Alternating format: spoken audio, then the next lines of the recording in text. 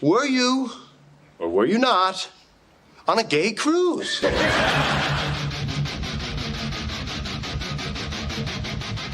No, you're 120% dick pic. Everybody that age, they're sperminator. Yeah. We don't care about anything else. We're a walking hard on looking for a hole. That's. I have to say you're right on that one. Oh, my God. A stiff breeze comes through the room and you return the favor.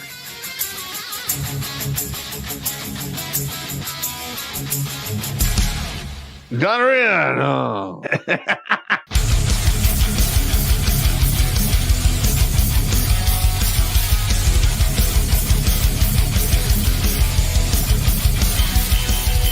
Somewhere on the outside of this building, there is a hole where squirrels come in. Better than a hole where dicks come in. Yeah, better than that. Going down the stairs to wash the laundry. What the hell?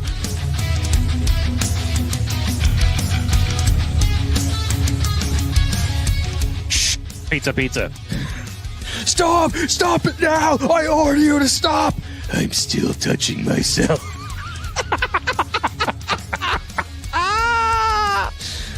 Yeah!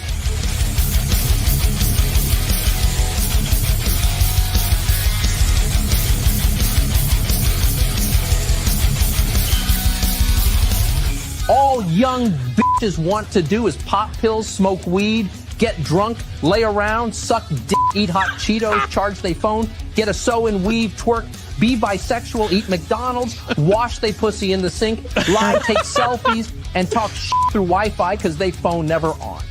I think washing they pussy in the sink is my favorite part.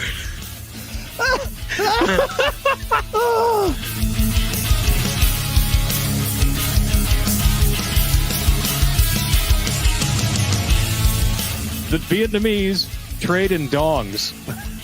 Figuratively and literally, I'm sure. Oh, my God, that's hilarious. I did decide to look it up. 500,000 dongs is a good night for Pop's ex.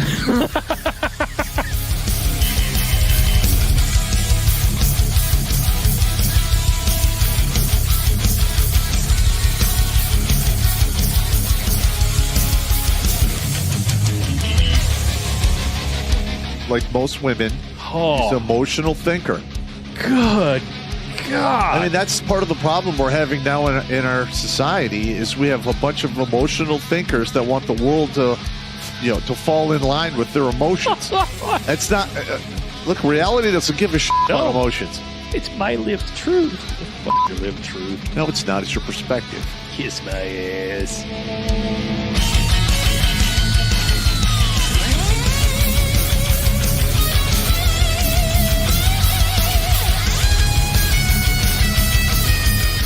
Literally like, hey, Sergeant Pop, you got to turn your bear suit. I'm like, over my dead body. No. Just give me a statement of charges. Yeah. You're never getting this back. Yeah. You can suck it. I'm going to wear this with my Russian coat. you will bury me in this. Hey! Why you gotta fucking be like that, man? Because I'm an asshole, and I learned from the best. I'm sitting across from him, and I'm pointing at you with all four fingers. All right, first of all, the Russian jacket is World War II surplus. I'll send you a picture of it, Sarge. Yeah, okay. I got you standing wearing it with holding two giant buckets like you just collected all the chum from behind the dump dumpster at the bar, and you're going to go home and make ice cream out of it.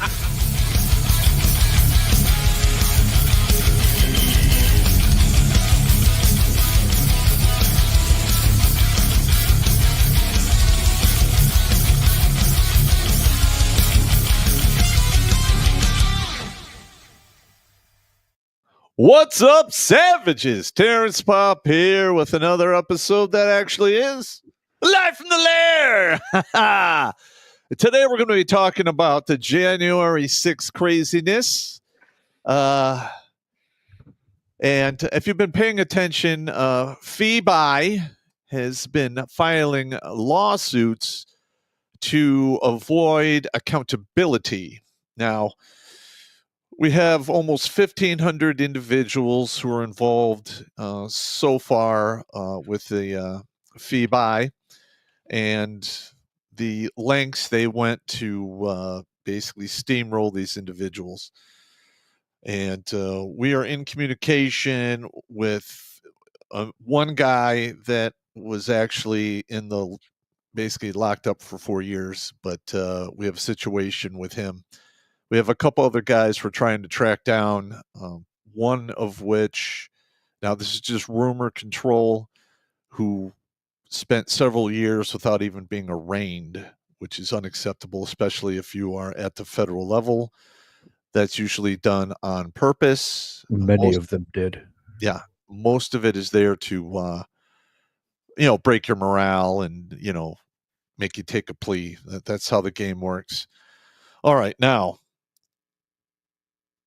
I personally would like to see the list made public of all the fee-by agents that were involved in this fiasco, because, in my opinion, what was done during the dictator-in-chief years was the equivalent of sicking. Just no other way to say it. Other comparison I could make it. Basically, SS officers going after individuals. I mean, they did that, prior to World War II and during World War II in Germany, Nazi Germany. And I really don't want to have a bunch of guys who have that kind of power that just fall back on, I was just following orders, because that didn't really work out for the people in Nuremberg. And we need to make an example so that it never happens again. We cannot have the Justice Department weaponized against our very own citizens. I mean, it's not just FEBI, it's the other ones as well. ATF and all the other alphabet agencies have way too much latitude, way too much power, and so little oversight. A lot of them have this thing called qualified immunity, which was not actually a law. It was cooked up by a couple judges a couple decades back. The best way to correct this is we're going to have to, drag people kicking and screaming into the light and hold them fucking accountable for what they've done. I'm not even kidding here. I mean, some of the stories that I've heard in the rumblings in the background, doing what I do, it's infuriating. Because 60% of what I do here is rumor control. It's just people telling me stuff that they hear from here, this. I can't really go on the record officially with a lot of the stuff because it's rumor control and it is what it is. But on those few occasions when I can actually get somebody to talk to confirm said rumors, I like to do that. And we had that one guy from, where was he? Department of Homeland Security. We had him on at the FEMA guy? Was it FEMA? When was this? During the floods? During the hurricanes? No, it was another guy. Maybe I'm trying to remember, but he's since passed away. That was the FEMA guy. That was a FEMA guy, yeah. So, yeah, it's kind of scary out there. And, well, first of all, when you have a country that doesn't trust their government, fears their government, and then you have a government taking reprisals against its population, that is a recipe for disaster. I do not want to see it come to that. And we have to upset the apple cart in the next 4 years and expose all of this horse shit to the utmost degree. And the best way to do that is we need to talk about it using as much truth as we can and educate the people out there. I mean, this is reprehensible. It really is. And I can recall, like, when I got done with my college in 96, I put in somewhere between 13 to 20 applications for law enforcement, federal law enforcement, intel agencies, up until I left for Iraq in 2004. And I was the wrong color, the wrong sex, the wrong politics. And I was pretty upset about it.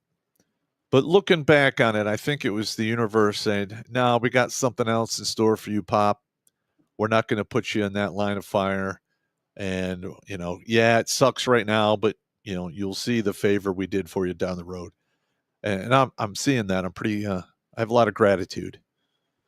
So there you have it. All right, Battledorf, bring it in. Who did what now? What? I'm right here, man. Battledorf. Let's try this layout for a minute. We haven't used this layout. We're Okay. always using that other layout. Let's do this one for a second. All The right. button pushing monkey shows up. Then this gets cramped and crowded, and I don't like it so much. Look, the guy that we're going to have on tonight, his name's Sam, but he is in New York, and the state of New York has him bound over on probation. They're trying to throw charges at him. They don't have grounds because what happened to him was the result of a federal raid. So anything the state of New York has after that becomes fruit from the poisonous tree. What that means is they didn't have a warrant. Anything found in that apartment, what they found was a 30-round magazine for an M16 that he lawfully owned. Uh-huh. And they're calling that an extended magazine or an illegal magazine or something like that. So they've held him for that. And they charged him with that. And they got him in probation, and he's stuck in the city of New York and can't find work because in the city of New York, you've either got absolute Bolshevik pricks. Drink. You've got. We're starting early tonight. Just get fucking used to it because it's going to be this way tonight. You've got them. You've got the leftist weirdos with the blue hair, or you've got the people who are afraid of retaliation from the unions, which are all run by the communists, or you've got weird New Yorkers who are like, I'm just not having anything to do with the J6. If somebody found out it would ruin my business. So he was having a hard time getting even freaking like minimum wage jobs. And finally, after we got all of this set up and we've been talking to him, and Pop and I had a couple of conversations and everything, yesterday at like 4:00, he texts me and says, I got a job. And I'm like, that is what it is, man. We cannot possibly hold that against you. We're happy to see that you got a job. That's freaking excellent. So that's where he is right now. He gets the full hallway pass on this one because the guy needed a job and now he's got one. And and that's excellent. That's I'm butthurt about it, but what are you going to do? But we can still tell his story, and we can arrange for it to happen later. I'm going to have to ask you to knock the sand out of your pussy, and if you need 3 minutes to cry in the corner over there, go ahead. But then we have to get on with this. Yeah. And if worse comes to worse, we can always do an impromptu interview and then upload it to all the broadcast it on. Exactly. He didn't duck out because he wanted to duck out. He ducked out because the guy got a job. He really needed it. Yeah. He really needed it. So with that, let's move on to the business at hand, shall we? Supreme Court says NPR Web's Chicago. Last year they were saying this. I think they knew this was coming. By June of last year, it was pretty obvious that Trump was going to win because Biden melted down and Harris was drunk and Pelosi was drunker.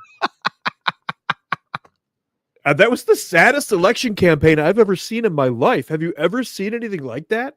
I mean, all of Biden's cognitive functions just failed, and then Harris was just drunk all the time.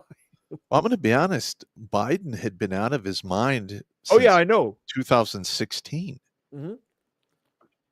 No. I completely agree with you. But it was around June of last year where he really there was no covering it up anymore, and they couldn't use body doubles or anything because he was so far gone. So anyway, NPR, this is NPR, a reliably leftist network, saying Supreme Court says prosecutors improperly charged some January 6 defendants. When NPR is telling the truth, shit's about to get scary. Yep. The U.S. Supreme, well, fuck you, NPR. Get that out of my face. Thank you. The U.S. Supreme Court limited which defendants accused of taking part in the January 6th Capitol riot can be charged by federal prosecutors for obstructing Congress. The court's decision also places at least a cloud of doubt about 2 of the 4 felony counts, the election subversion indictment of President Trump. We won't get into that one right now, though. In an independent, I just had a complete jaw malfunction. Everything just stopped working. Okay. I clearly need to drink more. I'm not Yeah. Don't be such a Bolshevik. properly not properly lubricated. No homo.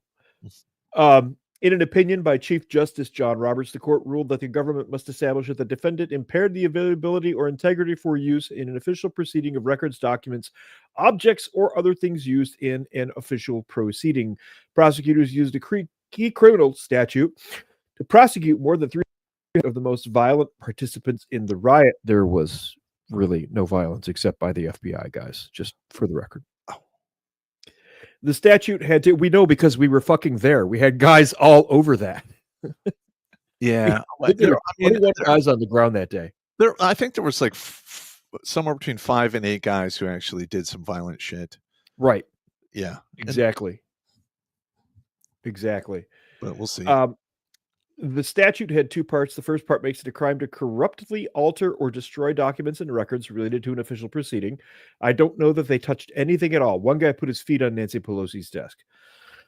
The second part makes it a crime to otherwise obstruct or impede an official proceeding, in this case, the congressional counting of the Electoral College votes. They weren't doing that at the time. That's not what was happening at the time. That was to happen later that evening. I'm so glad I did not go. That actually happened. Yeah. I'm so glad I left. Yeah. That was an intelligent decision on your part to no, that was my spidey sense. That was evil Pop in the box. Like, yeah. Get a bad feeling about this. We should probably get off the fucking X. They're gonna call it on for effect. Get off the X. Bob and I went down to Eastern Market this weekend, and we were at an intersection in Detroit that was particularly shady, and both of us had the little guy in the back of the head going, "Get off the X. Get off the fucking X, man. Get off the fucking X, man. Don't stay here. Run the fucking light, man. Just go." True. That's exactly what happened. Yeah, I'm like, oh shit. My wife's in the car with us going, "What's wrong with you guys? Oh my God." Like, yeah. No, really, that's the thing that happens. Sorry, you had to see that, honey. I love you. Roberts said the statute was limited to the documents and evidence destruction, and that the word otherwise was not meant to broaden the meaning of the law into a catch-all provision. Writing for the court majority, Roberts stated the statute was limited to documents and evidence destruction, and the word otherwise was not meant to broaden the meaning to a catch-all provision. In a concurring opinion, liberal Justice Ketanji Brown Jackson, what the hell kind of a name is that? Wrote, despite the shocking circumstances involved in this case, the court's task is to determine what conduct is prescribed by the criminal statute that has been invoked as the basis for the obstruction charge at issue here. The other justices also chimed in. Basically, what this is saying is the prosecutors who dunked on all of these J6ers and put them all in jail. Some of them were held without arraignment. A bunch of them were held without arraignment.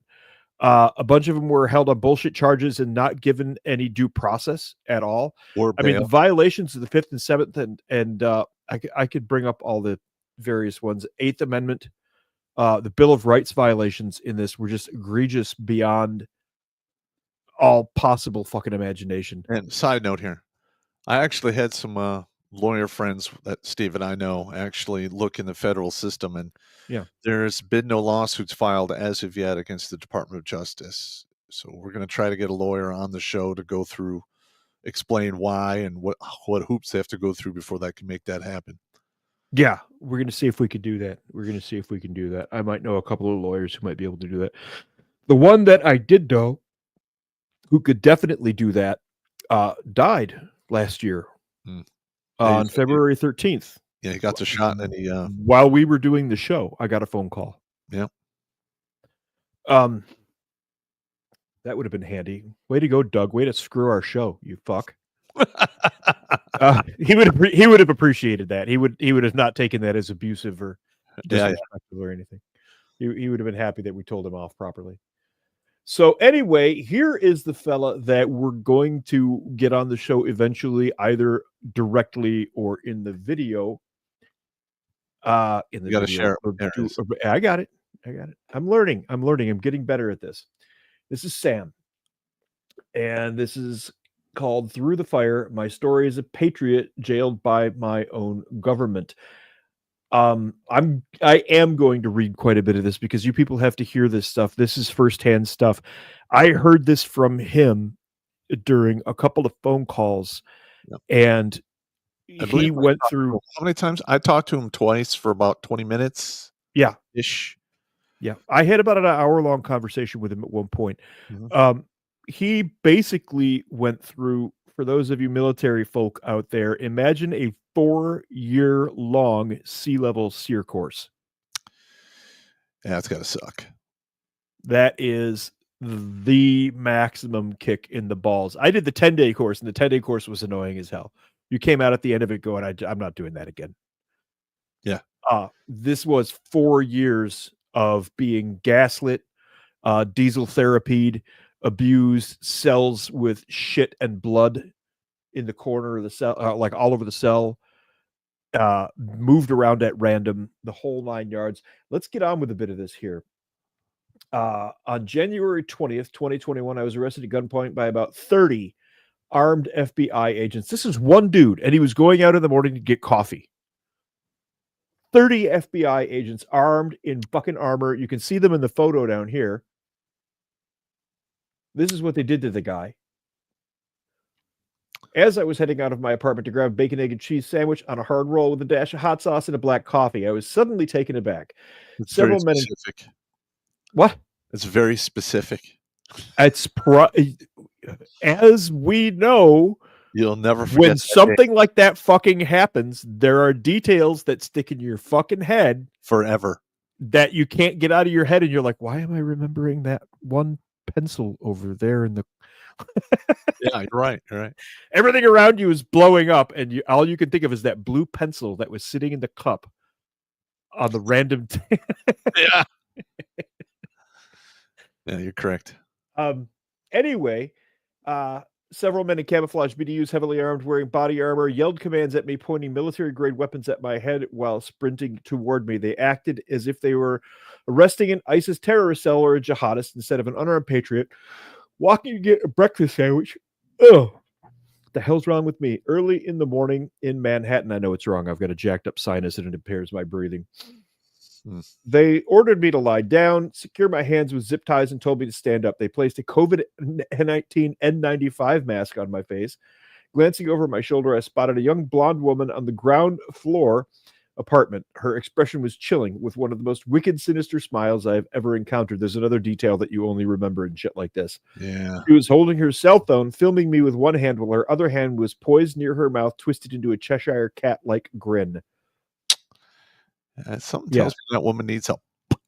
These people, a lot of people enjoyed watching the J6ers go down. They really were buying into the narrative that the Capitol was laid siege to, and there was a violent rebellion that was put down. It's the whole experience of people's lives are typically insignificant. They don't go out and they don't do shit. They don't get involved. They mostly don't even leave their damn town or city, let alone do any of the shit that you and I have done. Yep. So when they get a chance to get a little bit part on the big stage, they jump at it. And this was their big chance to reject the rebellion and be disgusted with these individuals. They're the background singers in the opera that are singing in the choir while the main guys are doing their little bits. Yeah. It's like that. That's exactly what it is. But they've got their little part. They've got their part in the play, and that's important. Mostly they need to be beaten with bats. Well, one can only hope. So get this. FBI staging the safely stored firearms and ammo in the middle of the street for a photo op. Couldn't imagine why anybody would be smiling at something like this. Despite my distress, they drove me to the FBI building in downtown Manhattan. There, they processed me into their database, took my fingerprints, scanned my retinas, collected a urine sample. I don't know that I'd be able to piss at a time like that. And then led me to the interrogation room. Prior to this, when they had him there, they tossed the apartment and took his lawfully owned weapons and things and laid it all out into the street where everybody could see it. Yeah, and I you know what? Which is I would like to get that. Obvious propaganda act. First of all, hang on. If you have FBI agents doing propaganda photo shoots like that and leaking information to the media, That's case material. They need to be fired. Yep. None of that can be entered into. Oh, I need to tell him that. Yeah. None of that can be entered into evidence. You can't enter that into evidence. You've corrupted it. Yeah. It's because everybody saw it. Well, for one, it's a chain of custody. Mm-hmm. All right. Like, what kind of shit is it? I mean, fuck. I just told you it's all been exposed. Yeah. That's why in a case, only the participants, the prosecution and the defense get to see stuff like that, and the judge, obviously, until it's time for the trial, and then the jury gets to see that stuff. If you lay everything out in the street like that on purpose, where literally everybody can see it, you have tainted the evidence in the case. You've also tainted the jury.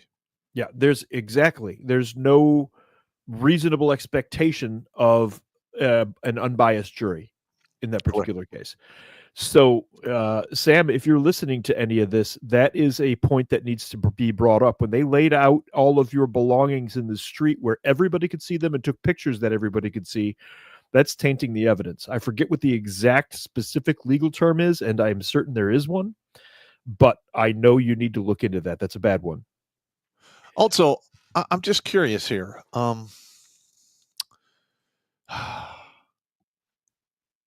Didn't the Supreme Court overturn a lot of these magazine bans and assault rifle stuff? And yes, I don't know if they got to the New York City one by that point. We'd have to go back and look at the statutes.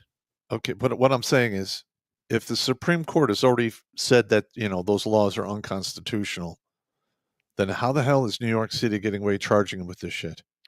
If the Supreme Court has said that the New York statute is unconstitutional, and at this time the city of New York or the state of New York is attempting to bring that charge, he may very well have a case on that point. And can you actually go after these prosecutors for wrongfully charging people? I don't have that. I mean, isn't that called malicious prosecution? Somebody want to go over there and rub his chest? Yeah. I'm sorry. My scrotum is growing up my neck. And, it is what it is. You got your balls resting on your clavicle?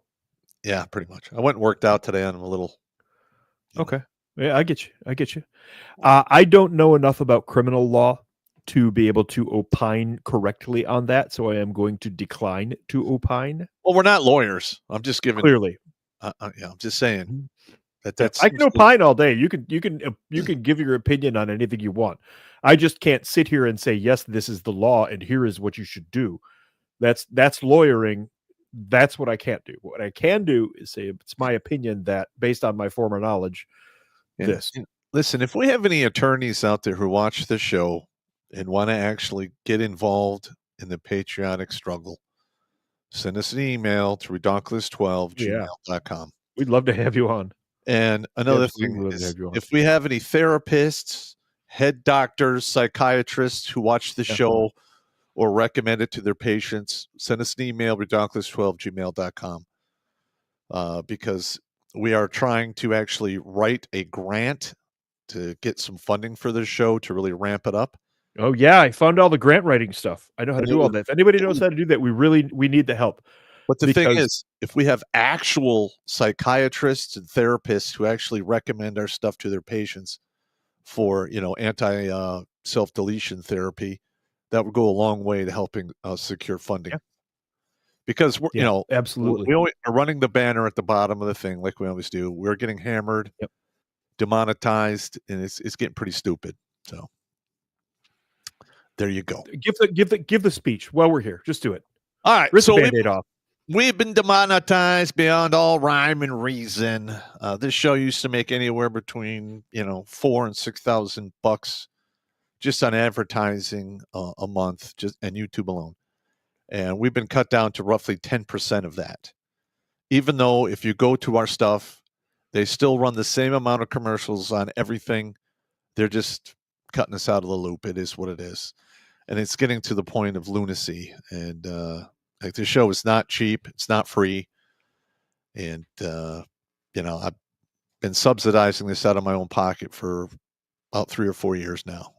So it is what it is. That's how much I believe in what I'm doing here, and trying to stack numbers on the board. Is, I'm paying for this out of my own pocket to, keep the logic, reason, and comedy and graveyard humor rolling forward, because there's so many people out there that just are lost in the sauce, and there's so much talent out there, but they don't give a shit about anyone else. They just care about themselves. And I believe I'm the only fucking comedian on the planet that's actively fighting this, and that's just And the way. saving lives. Yeah. We're basically 560. That's a battalion, an infantry battalion. it's a reinforced infantry battalion. Yep. Yeah. We are unstacking bodies. Yeah. But seriously, guys, this isn't about you guys throwing lots of money at us. What we're talking about right here, right now, is I found the grant writing procedures, and a lot of money is being freed up because of the Doge stuff that's going on. There's a very realistic chance that if we can make the correct case to these grant programs, and there's a lot of them out there, that we could get properly funded. If we get properly funded, there's all kinds of stuff we could do for our brothers. There's all kinds of stuff we could do for our brothers. And this is, both of us, Pop and I, both really believe in this. I don't have any reason to be here other than the fact that he saved my life, and I totally believe in the cause. I mean, other than that, Did I have better shit to do. save your life twice? Twice. Yeah. I went down the shit. I was in the shitter when I reconnected with you, and homeless with an 8-year-old daughter. And then after I had a complete failure of all systems, and you happened to be there at the right time, and kept me from unplugging from the Matrix. Yeah. So, yeah. But seriously, what we're looking at is the grant thing. So if anybody knows any doctors, therapists, lawyers, anything like that can help us and write some recommendations, it goes a long fucking way, man. Yeah. Goes a long way, because we have proof. We're the only veterans organization that I know of that can prove that we saved lives. Does anybody else know anybody out there? Do you know anybody out there That's keeping an active record? No. keeping an active record and is able to demonstrate that? Yes, we're And I'm going to be honest, that number 560, I'm very conservative with that number, because I did not accurately, meticulously keep count for the. That's a humbling number, man. It's a humbling number, straight up. Yeah. Let's get back in the sauce here. All right, sorry. That's okay. We went down the road. I'm going to actually blow this up a little bit so we can see it a little bit better. So he's in the interrogation room. The lead agent entered and I immediately recognized her from the day of my arrest. Her name is Catherine Angelo. I remember her peering out from behind the Joint Terrorism Task Force members, smirking as I was taken into custody at gunpoint. Simultaneously, they began completely destroying my friend's apartment where I was temporarily staying while I was researching a red state to move to after the lockdowns, the Floyd riots, and democracy policy decisions had destroyed any possibility of me living in New York City. They also destroyed my truck and all of my possessions, which were in the truck. And they'll do that deliberately when they're doing a grudge bust. They'll just wreck everything you own. They'll destroy everything you own. And they call it taking you for a ride. And then they get off on, quote, qualified immunity. Oh, we were just searching his property. And it's obvious what they were doing. Yep. So, in American history, there's never been a JTTF, FBI, NYPD, or any federal raid conducted for a misdemeanor, which is what he was arrested on. Apart from the January 6 cases, has there ever been an armed search and arrest warrant issued for misdemeanors of any kind? My charges were under 18 U.S. Code 1752 for disorderly conduct and entering and remaining on unrestricted grounds. To put that in simple language, he was arrested for trespassing on federal grounds. Correct. Now, hang on. Go ahead. I have had some run-ins with the law in the past, and typically for low level shit like that, they call you on the phone and go, "Hey, you need to come in." Mm-hmm. And like if you're not a criminal and what have you, you call your attorney and you go take your happy ass down there and you wait for your attorney to show up. The beheading, depending on the township, city, or rural area, they might send a car by for something like that. Mhm. But it would be like a guy shows up and he's like, "Well, we really like you to come down to the station for a minute and blah, blah, blah." But nothing like this. No, like when I had to, I had the FBI looking into my shit after the 2020 election. Yeah. They were calling my circle of friends, and one of them called me and said, "Hey, I just got a call from the FBI. They're asking about you." And I'm like, "Give me their fucking number right now." I called them on the phone, and I'm like, "Hey, I'm getting out in front of this. You got time?" They're like, yeah. I'm like, told them where to meet them. I went fucking sat down. We had like an hour and 10-minute talk, and that was it. That was it. Yeah, they had come to me the year prior to that, and I laughed at them and told them to go away. Because they were there, it was obviously a fishing expedition. They had nothing. They couldn't say anything clear. Everything was general questions. And I was, at that point, I was like, "You have a warrant?" "No." "Okay, bye." No, I know you've seen my military record. Yeah, I know. So go away. But, I'm not trying to make enemies with anyone. That's why I went and talked with them. But they're like, "Yeah, we heard you're trying to raise an army to overthrow the government." And I'm like, "All right, stop right there. Say it again real slow, because sometimes stupid doesn't stick on the first pass." That's awesome. And they all started laughing. And I'm like, "All right, what's going on here?" Raising an army. Yeah. Yeah.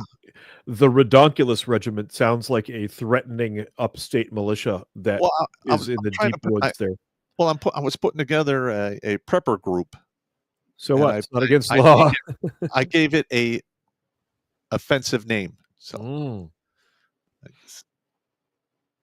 and apparently people didn't take it kindly. So it is what it is. You probably upset a blue hair in a cubicle somewhere.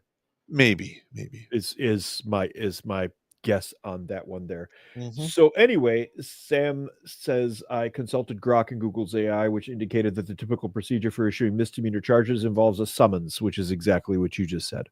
Yep. "Generally, an agent or process server delivers a summons to the defendant, requiring them to appear in a court to address the charges. Before January 6th, a full militarized raid on somebody's home for a misdemeanor charge had never occurred and should never occur. It is one of the biggest flags that this is bullshit here. What was done to him.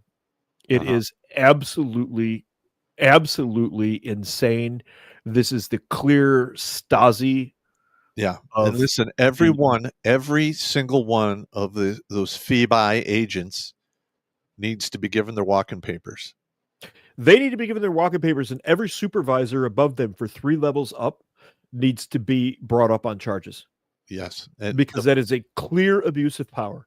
It is absolutely color of law. They made up their own rules and they executed those while pretending to be FBI agents. That's absolutely fucking color of law. But here's another thing that's really infuriating is that qualified immunity is really, it's really hard to get federal law enforcement on that.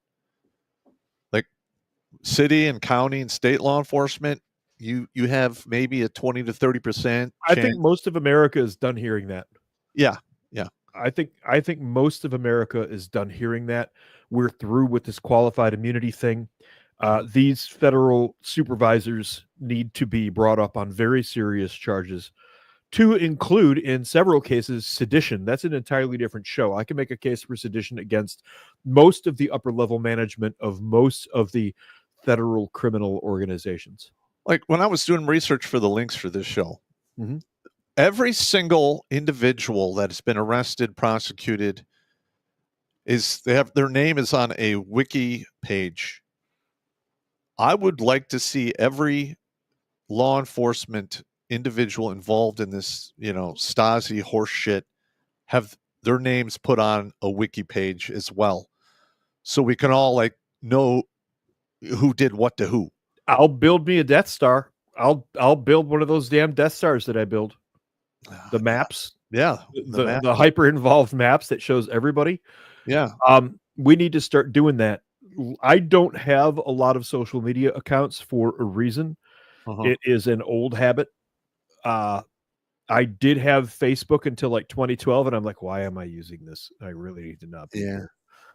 I don't even have like a LinkedIn or anything like that. I just don't use those things. I don't need them.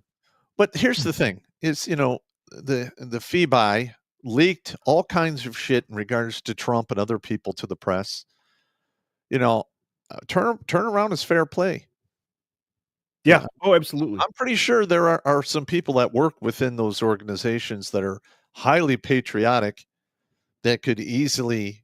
I'm absolutely 110% certain there are. I know of at least 4 or 5, several during the incidents surrounding these events that we're looking at this evening.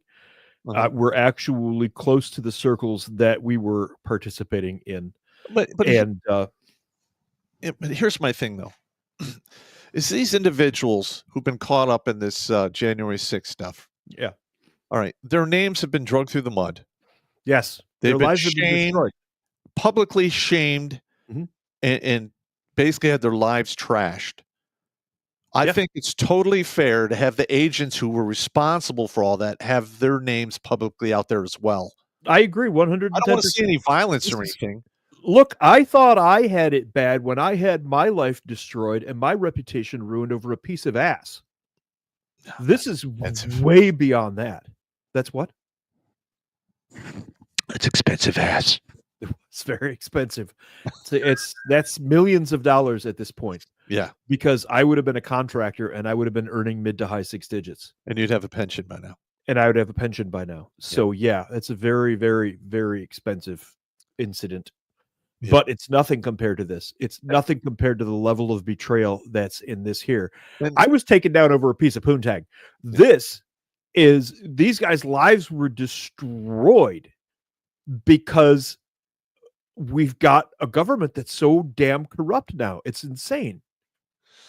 Yeah, it's crazy. And I'm not even talking about FBI. I'm like all those ATF raids where guys are needlessly shot.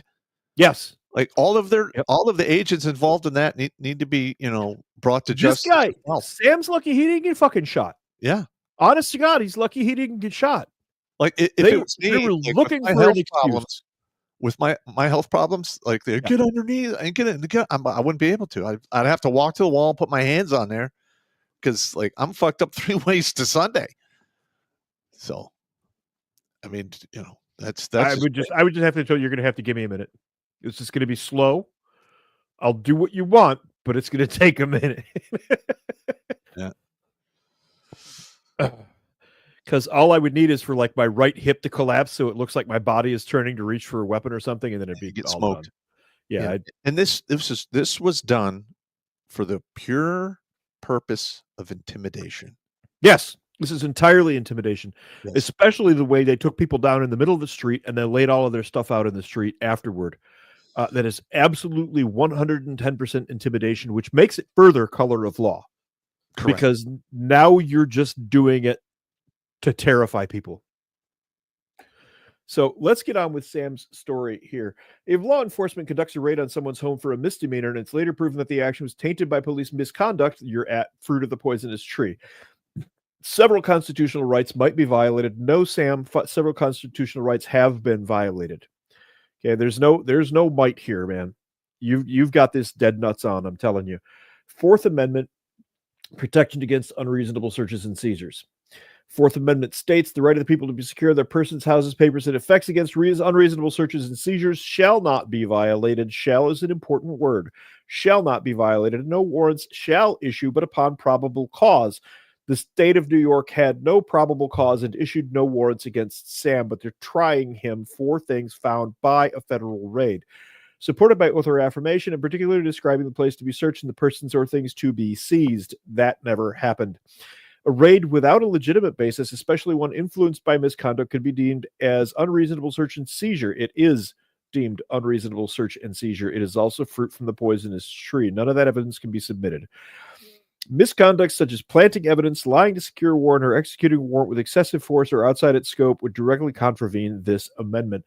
I don't believe that in the conversation that I had with Sam that the state of New York had any warrants against him. Yeah. They charged him ex post facto. If his case gets tossed, the state of New York must toss it also, and he's been pardoned. So state of New York now doesn't have a leg to stand on. They should be backing off of him at this point. We'll see. Because they're fucking up by the numbers. They're literally running the compensation clock on this guy by harassing him further. Yes, that is absolutely correct. 14th Amendment due process clause. This is a tricky one because the 14th Amendment is the clause that also created birthright citizenship, which was put in after the Civil War, obviously. I found documentation from 1967 that a lot of this is probably unconstitutional, the 14th Amendment itself, that is to say. Also, the Congress that put this into play, that ratified the 14th Amendment, right? Yeah. Was the puppet Congress that Washington, D.C. installed in the southern states after the war was lost and all of the Confederate government was disbanded. So these weren't even legitimately elected representatives in this Congress that supposedly passed the 14th. So there's a good argument that the 14th is an illegitimate amendment. At any rate, the Due Process Clause of the 14th Amendment ensures that no state shall deprive any person of life, liberty, or property without due process of law. This clause is an expansion of the Fifth Amendment, which guarantees these things, but in this clause, it specifies the state may not. That means one of the 50 CONUS states. Yep. Misconduct that leads to an unjust raid could be seen as a violation of procedural due process where the individual is not treated according to the law or is subjected to arbitrary actions. By the way, the things that I'm stating right now, and I may misstate some of them, I realize that, but are based off of actual knowledge from actual cases that have already been decided. Yeah. That Also, I sat down and did the homework on. Also, these like law enforcement agencies all have procedures for virtually everything. Yes. And the reason they have the procedures in place is because in the past, somebody had challenged them and won in court. Yes. So they had to put together these procedures. And I can almost guarantee you, rat fucking a dude's apartment and then putting shit on the street to take a photo op of it is outside those procedures. I guarantee you it is. Based on several cases. Destroys all of their shit. Back in the 80s, a bunch of mob guys got off on shit like that. Yeah. Where they were like, oh, we're busting the mob. Look at the mob. They took all these pictures and put everything out and laid out all their money in the street and the sidewalk and blah, blah. And when they got it to trial, the judge was like, you can't do that. This case is out. Dismissed with prejudice. And the FBI had to start all over again on them. Yeah, but that's why they have the procedures in place. That's what I'm basing my statements on. There were several famous freaking mob cases where the FBI showboated before the trial. And they even did the same thing to Trump at the Mar-a-Lago. Yes. They brought in secret folders. A lot of those were bullshit. Yeah. I saw those photos. Bullshit. Yeah. I saw a lot of those photos, and a lot of that was out-of-date bullshit that they probably had laying around in a cabinet somewhere. This is my point. Yeah. They did that to a former president. What hope is there for us dudes like living in the slime? They could do it to anyone. That was the point. That was the point. That's why it was done. They need to be deactivated from the bottom up and then reorganized. The bad people or the agents who are involved in this, stormtrooper horse shit, they need to hit the bricks, take away their credentials so they can never work in law enforcement ever again. They can't even be a fucking mall cop. We don't need people like that. And I'm sorry I'm saying this. I mean, I take no pleasure in this at all because I have, or at least in the past, had a high degree of respect for law enforcement. Same. And I have watched it over the past half a decade just go into the shitter. It needs to be fixed. It's been about a decade and a half, to be honest. The Trump raid was a message to the nation and any American or Trump supporter or anybody like that who would dare to oppose the federal Bolshevik government that Drink. they would get, that they could get to anybody because they just got to a sitting president. They just got to a former president. They perp walked a former president and took a mug shot of him. Did you see what he did with that? Did you see what he did with that? Did you see? No. What? Dude, he was in the Oval Office having a conference with his staff, and there was a photographer in there. And the photographer happened to take the photo angle where the door to the room was open and you could see the hallway.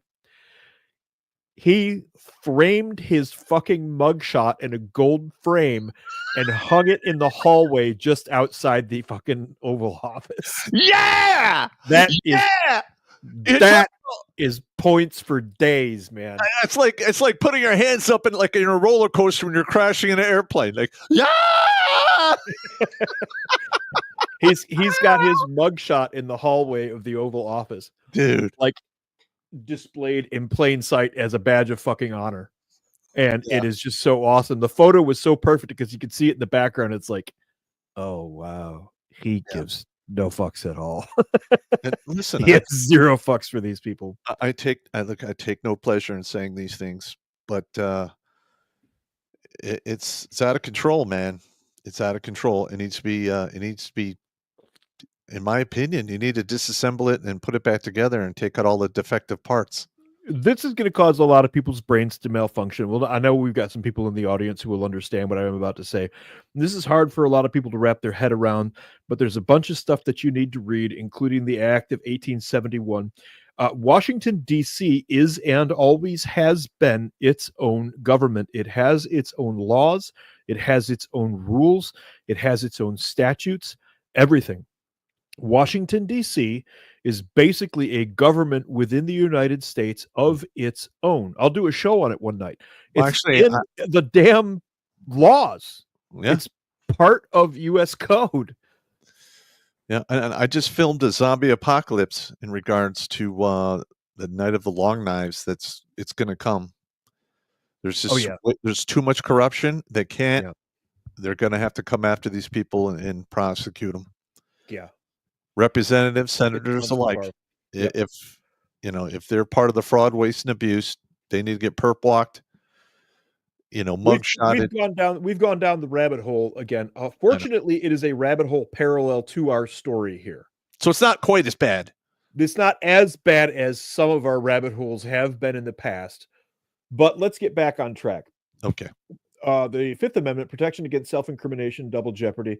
While less directly applicable to the right itself, if the misconduct involves coercing confessions or other self-incriminating evidence, this amendment might come into play. Additionally, if charges are dropped due to misconduct, but then refiled inappropriately, there could be issues with double jeopardy. That is absolutely correct. Yep. If that did happen, there are issues with double jeopardy. It's not a could be. Sixth Amendment, right to a fair trial. This is the one that really pisses me off because we know this to be absolute fact. There have been J6ers that were held for years with no trial, no arraignment, no ability to defend themselves, nothing. And they get moved every 60 to 90 days. So they can't file their own paperwork. Yes. That's why they do that. It's called diesel therapy. Yeah. They move them as often as they can to as many locations as possible. Sam here was moved in 4 years. He was moved 13 times. Yeah. Including to fucking Oklahoma. Yeah, what the fuck's that about? Over a misdemeanor. Yeah. They had him in Oklahoma. They had him in Virginia. They had him in a bunch of other places. He mentions the places here. We will get to that. But let's bring that back up, actually. Legal consequences. Suppression of evidence. If misconduct is proven, any evidence obtained from the raid can be suppressed under fruit of the poisonous tree doctrine. I mentioned that. This is definitely a case of that, in my opinion. In my opinion, he definitely has fruit from the poisonous tree here. Civil rights lawsuits, 42 U.S. Code 1983 for violations of civil rights. Of course, we have that. They were completely denied right to a speedy trial, right to face their accuser, all of that, all due process, they were denied. internal discipline or criminal charges. Officers involved in misconduct might face internal disciplinary actions or criminal charges. Yes, they should be stripped of everything and they should be freaking basically pilloried. They should lose everything. First of all, if police are going to do this kind of misconduct, we need to really go after them where it hurts and like sue them and take their entire pension money away. You know what? People are going to cry, but what about their families? You know what? They should have thought about that. How much mercy did they show the families of these people? Yeah. How much mercy did they show the families of the people that they put in prison over a misdemeanor and then failed to give them any due process and then freaking diesel therapied the shit out of them, moved them all over the place, kept them from their families, kept them from legal counsel? What consideration did they give their families? Guess what, buddy? You fucked your family. That's your fault. You need to deal with that. You need to man the fuck up and handle it. Yeah. And look, here's another thing. This is, we're just talking about the J6 people right now. Yeah. But there are so many people jammed up in the legal system on victimless, fucking useless bullshit crimes. Yeah. Like, there's so many fucking laws on the books, and many of them weren't even passed through Congress. There are rules set up by alphabet agencies that they can literally walk into your house, find something to throw you in fucking prison for 5 to 7 years. New York is doing it over a 30-round magazine. Yeah. They're crazy over there. Like when I was in Utica, New York, I was in the art. I mean, I was technically active duty, but I was basically supervising a reserve unit. The back of my car, I had my LBE and a couple magazines in plain view. I come out of the bookstore, and there's some cops all surrounding my fucking car. And they're like, "Hey, is this your car?" I'm like, "Yeah." "Well, you got these illegal magazines." I pull out my ID. I'm like, "I'm in the fucking Army. Those are issued." He's like, "All right, just put them in your trunk so people don't see them because people freak out." And I'm like, "This is fucking." Eat a bag of. Wait, I have something for you. It's in my trunk. Just give me a second. I'm going to go get here. I'd like to give you this bag of dicks.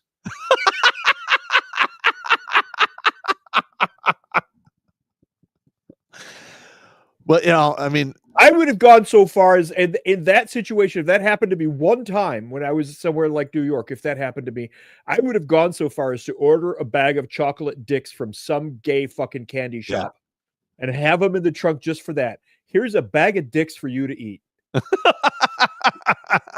Fuck. But that really did happen. And I was just like, okay, whatever. I'll throw him in the trunk. I don't want no trouble. So yeah. And this is the tip of the damn iceberg. We had shit like Ruby Ridge where an FBI sniper shot a woman holding a baby. Yeah. How did you not know what you were doing? You're an FBI sniper and you shoot a woman holding a baby? Or the Lavoy Finicum thing. I watched that tape dozens of times. It was a classic rabbit ambush. They had a convoy of 5 or 6 vehicles. FBI charged the convoy, but let the lead vehicle get away that had Finicum in it. Just up the road, half a mile up the road, right? They run that vehicle off the road. Finicum gets out with his hands up and they shoot him down. That's a rabbit ambush. That is a fucking textbook ambush. Yep. Listen, the American people are only going to take so much of this. I'm getting hot tonight. I'm so fucking mad. It's not funny. Yeah, but the thing really is, mad. when you give these people this much fucking power and there's no checks and balances, it gets out of control because we're all evil, hairless monkeys. Power corrupts and absolute power corrupts absolutely. This is out of hand, though. This is out of hand. We got to get a fucking leash on this shit. Absolutely need to get a fucking leash on this shit. Somebody said the guy's name was Lon Horiuchi. Yeah, I remember his name. Yeah. Anyway, back to the issue at hand. Wow, is this getting fucking large? I'm gonna check my blood pressure. I'm already. Yeah. We're gonna need to check blood pressure. I have more than one person on here saying I'm mad and drunk. Yeah, I don't blame you. I'm not drinking that much tonight because I know it's gonna get mad. I want. Let's see here. At any rate, Special Agent Catherine Angelo and her goons brought me in the vehicle down to the FBI building where they paraded me through the lobby of the FBI and into the elevator. They processed me by fingerprinting me, scanning my retinas, and taking a urine sample for a drug test. Then she began interrogating me on camera. Having never encountered legal trouble and lacking expertise as a criminal or civil rights advocate, I was unaware of the crucial importance of not speaking to law enforcement. I didn't realize that their intention is often to use your statements against you. That's why they say anything you say can and will be used against you in a court of law. If you get hemmed up, stop. If you get hemmed up by these motherfuckers, shut your fucking mouth. Shut your mouth. My question is, why do they make you piss in a cup? Was they on probation or something? It's intimidation. They don't really have any cause to do that. I wouldn't do it. That's intimidation. They can't do that until they process you. That can't be admitted in anything either. That couldn't be admitted as evidence either. They had no cause to piss test him. Where's the drug charge? Show me that in the warrant. Yeah. So that's out. It's intimidation. Straight up intimidation. Yeah, it's just fucking, my blood pressure is through the fucking roof right now. I didn't realize their intention is often to use your statements against you to produce the harshest penalties and sentences possible, and that no benefit comes from engaging in conversation with them. That is absolutely correct. Yep. The only reason I spoke any words at all of the two FBI guys that showed up at my door is because I knew what I was doing. And I understood what the dance was, and I knew to just keep it in their laps and not give them any information at all. Let's see here. I wasn't aware that I should have invoked my Fifth Amendment privilege to avoid self-incrimination. Request a lawyer. They make sure that you think that you can't do that, by the way. They will try to intimidate you into not doing that. Yeah. I was informed of the charges, 2 misdemeanors, disorderly conduct, and entering and remaining on restricted grounds. That's trespassing. It's just trespassing. It's not a felony. There is no state where that is a felony. Disorderly conduct charge description: obstructing vehicular or pedestrian traffic, engaging in fighting, threatening, or violent behavior, which he did not do. He did not fight or engage in violent behavior. Using obscene, threatening, or menacing language or gestures, he did not do that. Making unreasonable noise. I make unreasonable noises all the time. What, they can actually charge you for making unreasonable noise? No, it's a catch-all. It's what they can. What they do is just that clause is in there so that they can just make shit up. Yeah. Creating a hazardous or physically offensive condition. Again, a made-up clause. What's a physically offensive condition? Maybe you spit on people or something, but that's assault. Now you're into assault. There's a charge for that. Yeah. Disturbing a lawful assembly or meeting. Congress is not in session at the moment. 18 U.S. Code 1752, entering and remaining on restricted grounds. Knowingly entering or remaining in a restricted building or grounds without lawful authority, engage in disorderly or disruptive conduct, etc. Again, this is just trespassing. Yeah. The law requires proof that the individual knowingly entered or remained on restricted grounds and had the intent to disrupt government business if engaging in disorderly conduct. There's the one that I want. They must have proof that he knowingly did this on purpose and was deliberately remaining there to disrupt. Correct. I want to see that fucking proved. That's the one that I would hammer on. Now, don't get me wrong. There were some guys in there doing some stupid shit. No, there were, but this guy was not one of them. No. He's got video of himself in there. His video of himself during that time. The guy was just walking around going, hey, this is cool. Yeah. Like everybody else was, like almost everybody else was. The people who were causing all the disruption were either FBI agents or were provoked by FBI agents. Period. Full fucking stop. We know we had people there on the ground. I got a stack of reports that I wrote during that time. Yeah. That document all of that shit. Okay. They escorted me into a virtual Zoom call with the magistrate judge. My hands were cuffed in front of me. A COVID mask was placed on my face, and FBI agents stood behind me as if I was a trophy from the hunt. You were, Sam. I'm sorry, but that's exactly what you were. The prosecutor, with an unnerving intensity, alleged that the firearms found during the raid suggested I was planning to assassinate Joe Biden on January 20th. That's total conjecture. If she said that in that manner, not only is that conjecture, but that's slander and falls under color of law. Yeah. She can't just say shit like that. It does not work that way. I don't know if you can get a slander charge to stick on an FBI agent, but if I stood there in public on a camera in front of a judge and said, you own an M16, your intent was to assassinate the president, you could hammer the fuck out of me for slander right there on the spot. That would be an instant slander charge. I found it astonishing because I had already assumed the FBI had wiretapped my phone, scrutinized my electronics, and tracked my movements via GPS. I would bet that they had, but again, I have brought this up on other shows. Remember, they only have so many assets, and they only have so much time. So what they probably did is look at some of your stuff, and then they found you by your phone that morning when your name came up on the list as, okay, it's time to bring this one in. And you were probably one of a dozen guys brought in that morning in that area. And you don't even need a warrant when you call if you're law enforcement, you can call a lot of these phone companies and say, hey, I need to ping this guy. Oh, they'll just hand it over. They just hand it over. Which should be illegal. Yeah. I don't know all the laws around that one. I should probably know some of those, given what I used to do for a living. Despite all of the, by this point, they surely understood that I was just a Trump supporter sharing my views on the government, exploring conspiracy, and posting my findings online. He's talking about his internet activity and no plans to commit crimes, nor did I intend to collaborate with others in any unlawful or subversive activities. I look at this all the time, but if you go through the whole sum of what I look through, it's obvious that I'm researching. Yeah. It's obvious that I'm researching. I don't have any intent to do anything like that. Because it's dumb. I look fat in prison orange, and I'm allergic to prison loaf. I research that stuff all the time because I write novels. I write all kinds of novels. You write novels, and I do shows like this. Yeah. You know, I'm allergic to prison loaf, and I look fat in federal orange. I have no desire to have either of those experiences.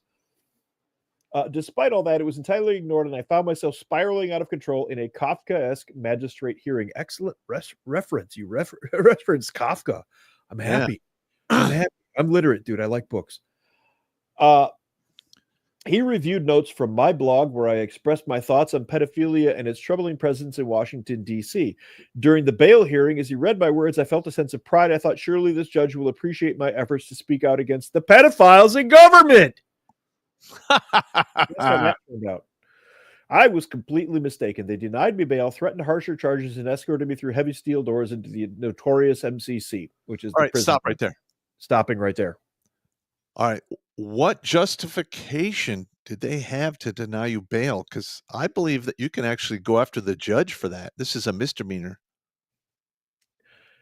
They are using the whole it's a terrorist conspiracy thing, and during the Biden administration that worked. I don't know if that will continue to work, but it should be that judge could possibly be disbarred and removed from the bench for denying bail over a misdemeanor with no grounds and no priors. This guy didn't have a criminal record. Exactly. I have read case material like that before, so I know there is some precedent for it, but we don't know how this is going to play out. All right. Bring screen back to thing. Yeah, when he brought up pedophiles, they got mad, which is a big tell in and of itself. This was my first experience in jail, leaving me dazed and numb. It felt like a never-ending nightmare every time I opened my eyes. Dude, like we started at the beginning of the show, Pop and I have both been through a SEER course, and that sucks. We can't imagine what this must have been like, man. Can't even begin to imagine what this must have been like. It felt like a never-ending nightmare every time I opened my eyes. My reality was inverted. Sleep became my sanctuary, where waking hours were turned into my nightmare. I won't delve deeply into the prison experiences in this article. I spent 34 months across 13 different facilities. That's some serious diesel therapy right there. So hang on. So 34. Let's see what we got here. Let's see how often they moved him here. 34 months. 34 divided by 13. Every 2.6 months, yeah. Yeah. And when they move you, like you pretty much throw away all your shit. Yeah. I think you get like a small bag of like personal items. And then that's my understanding. Yeah. That's my understanding. Fanny, I'll deal with you later. Somebody in the chat is going to have to get dealt with. All right. Initially, they placed me in the bullpen, an intense experience that introduced me to fully indoctrinated federal inmates. Yeah, this is a guy who's got no criminal history at all, and they put him in the bullpen. Yeah. You know what that is, right? Well, that's where they put all of the basically it's a giant waiting room for murderers and rapists. Yes, where they put all the hardcores. That's pound you in the ass prison right there. The first encounter left a lasting impression on me, yet it was merely the beginning. They offered me a phone call. I refused it. I didn't want my family to know about what had happened. I just wanted to deal with it on my own. Then they locked me in the SHU in the top floor of the MCC. That's the secure housing unit. Yeah. Okay, that's max. In any given prison that is not already a max, the SHU is the max. Isn't that solitary confinement? Yes. Yeah. Yeah, the cell was disgusting. There was blood, feces, hair, and vomit everywhere. There were no cleaning supplies offered at all. I was freezing. I had been stripped out of my clothes and was wearing a jumper with boxers, a t-shirt, socks, and thin Jackie Chan prison shoes. Yeah, it's more psychological torture, and he says that straight up. It was then forced through the psychological torture of adapting to solitary confinement. On the second and third day, the jail guards and the FBI began torturing me. The FBI came into the unit with 30 men and began telling me I was going to do life in prison. They showed me pictures of the horrible things the news media was writing and printing. The lieutenant and the captain of MCC, particularly the Spanish lady, were so nasty and disrespectful that my level of resentment began to peak even just on reflecting on it here. This is straight up torture. This is absolutely the kind of psychological torture You need to name all of these people. Yes. All of them need to be named. We just need to get the staff rosters from the MCC at that time, and every single one of them is guilty. Yep. If they're not guilty of the actual crime, they're guilty of misprison of felony and conspiracy to commit misprison. Misprison, for those of you who don't know, means you are in a position of authority. You have a responsibility to do something. You discover that a crime has been committed, and you do nothing about it. You just ignore it, or you cover it up, or you tell people not to talk about it. That's called misprison. And it is in federal code. It is in 18 U.S. code. But isn't this denial of rights or conspiracy for denial of rights under colored law? Yeah, all of this is. Yeah. Absolutely, all of this is. And torture is specifically all these people against the can be charged. Yes, I'm curious. The entire staff of the MCC at the time that this happened. Yeah. Wow. Yeah, I'm getting fucked up. This is bullshit. Yeah. Let's see here. The FBI then came back on the third and fourth day. A young kid in a vest with the word psychiatrist came in and began trying to get information out of me. Cannot be understated how much of a joke the FBI is. They at one time were likely decent police, but they are caricatures of what real police are capable of. The majority of the FBI agents that I dealt with were effeminate men like the psychiatrist or silly women like Angelo, who came across as unprofessional and unthreatening. They were usually backed up by military police like JTTF or some hardened beat cops. Regardless, I told them to go away. I suffered immensely in solitary and was shipped off to Cimarron, Oklahoma, which is the federal transfer location. I witnessed incredible violence in there and was forced to join the White Car. More on this later. I don't know what the White Car is. It's a gang. Is it? I believe so, yes. Okay. After 5 weeks, I was transferred to Virginia County from Oklahoma to Virginia in just 5 weeks, and then to the D.C. Gulag. I spent about a week in the D.C. Gulag before learning that I was being extradited to New York City to face gun charges based on the raid of my home. And therein lies the, hey, state of New York, show me a fucking warrant. Show me your warrant for that. Because if the FBI laid all that stuff out there and took pictures of it in the street like that, that is fruit from the poisonous tree. Yep. I mean, this is just beyond insane. They don't care, though. Here's like one bright moment in the entire story. The NYPD officers who came to get me openly advocated that they were supportive of me and the other J6ers, which I appreciated. They made the booking process seamless and openly disrespected Special Agent Angelo and the NYPD weakling who was assisting her. In fact, here's everyone involved with my case. Oh. There we go. Investigation. He's got all the names here. We're going to put all the links in the show. I'm not going to read all of the names. That's unnecessary. They're in the links. You can go read them, but he does name all of them. This one in particular, I am going to mention. Guess who the prosecutor was? Alvin Bragg. Remember that name?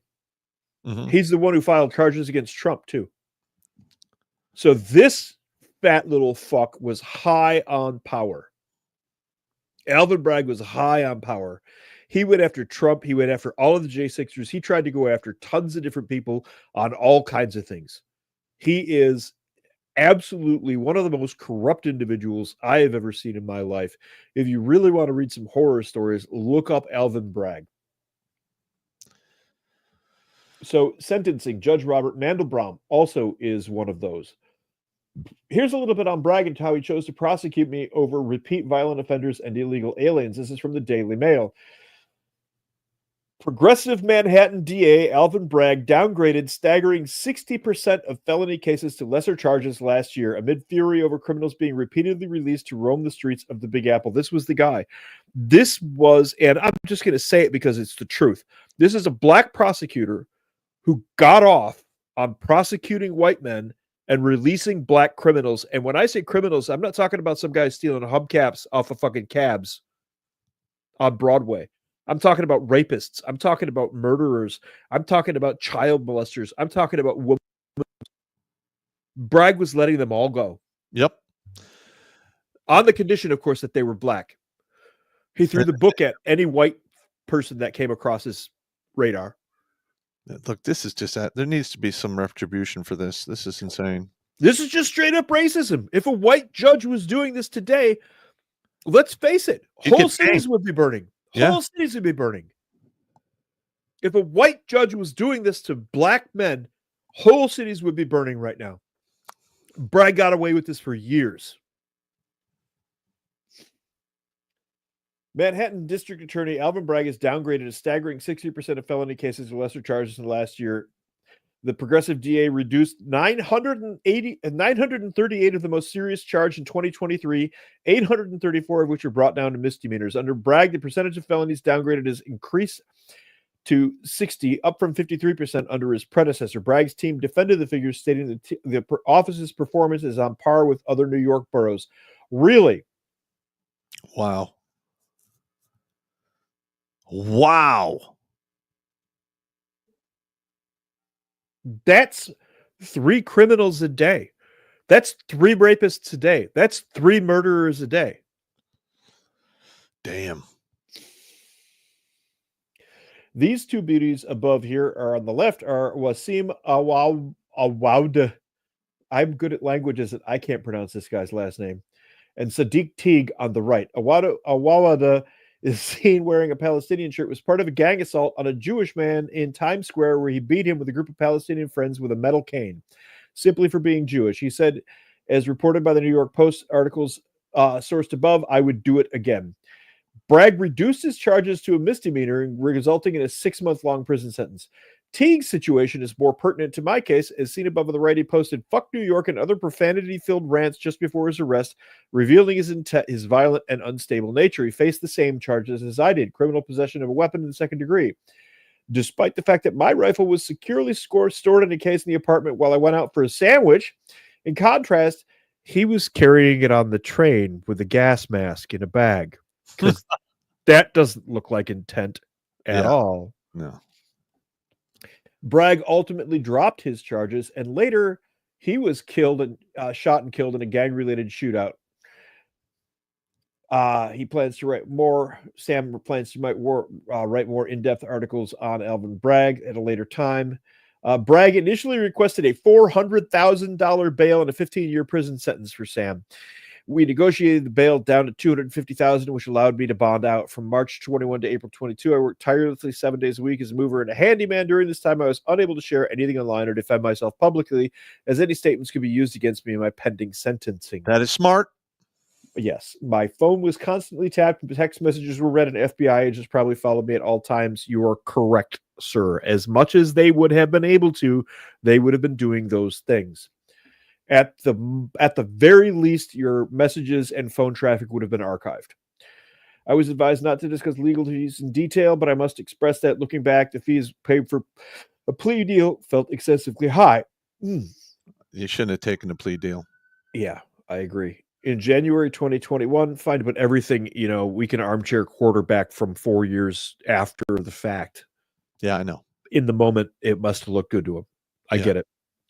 In January 2021, finding genuine legal advocacy for a Trump supporter, particularly January 6th defendant, was nearly impossible in New York City. Big Shock. We hired a Democrat psychiatrist who reviewed my history and provided a diagnosis to present to the judge, aiming for a reduced sentence. Unfortunately, since I wasn't an inner-city career criminal or an illegal immigrant, this effort proved ineffective. You were white, Sam. Sorry, that's what it was. I chaired an Alcoholics Anonymous meeting, attended church weekly, and in my new apps-based jobs, earned over 700 4- and 5-star reviews. None of this mattered because, in my opinion, I was a non-minority Trump supporter with no criminal history. You were a white guy in New York City being prosecuted by Alvin Bragg, who is a racist prick. Period. Bragg's day one memo pledged to stop prosecuting or sentencing individuals prison for numerous offenses, including second-degree criminal possession of a weapon. For more details, check out this report from the New York Post, etc. He followed through on that.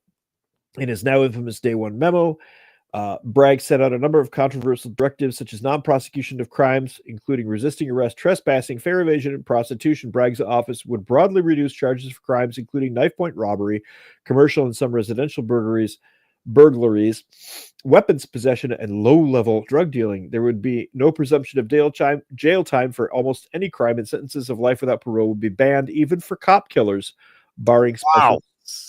I'm surprised that Bragg himself didn't get left in a dumpster in New York somewhere. Wow. With no police investigation, if you follow me. That guy was really risking it, because New York cops, if they're anything like the old New York cops, these guys do not play. Yeah. Wow. Over the last 2 years, the number of shooting victims citywide doubled, while car thefts rose 92%.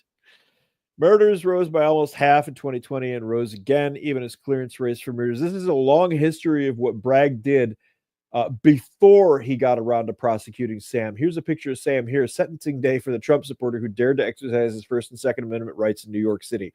Please tell me you didn't have a gun. Oh, you had your gun in New York City. Okay, never mind. My brain was putting it in D.C. But I will back up and back the fuck off of that one, because I am incorrect. And look what we've got. We have an evil Bush and monkey. What's up? But we need to... I don't know. This is just shameful. After enduring a year of anxiety on bail, facing the threat of 15 years in state prison if I took the case to trial, I found myself before Judge Diane Kiesel. Known for her harshness and reputation for berating defendants, she insisted on fast-tracking the trial. She presented me with a choice: accept a plea deal or face trial, where a conviction seemed inevitable in this unfair case. Feeling pressured, I chose to sign the plea deal, a decision any reasonable person might have made. And again, we can armchair quarterback from here 4 years out. Okay. But in that moment, I get it. I totally get it. Consequently, Judge Mandelbaum sentenced me to 3.5 years in a New York State prison. During the pretrial conference, the judge questioned why the prosecution wasn't pushing for the maximum 15. This is absurd, because the DA's office and this judge frequently dismiss gun cases, reduce them to minor felonies, or downgrade them to outright misdemeanors. As a Trump supporter, I was inevitably subjected to harsh punishment. There are laws against this behavior as well.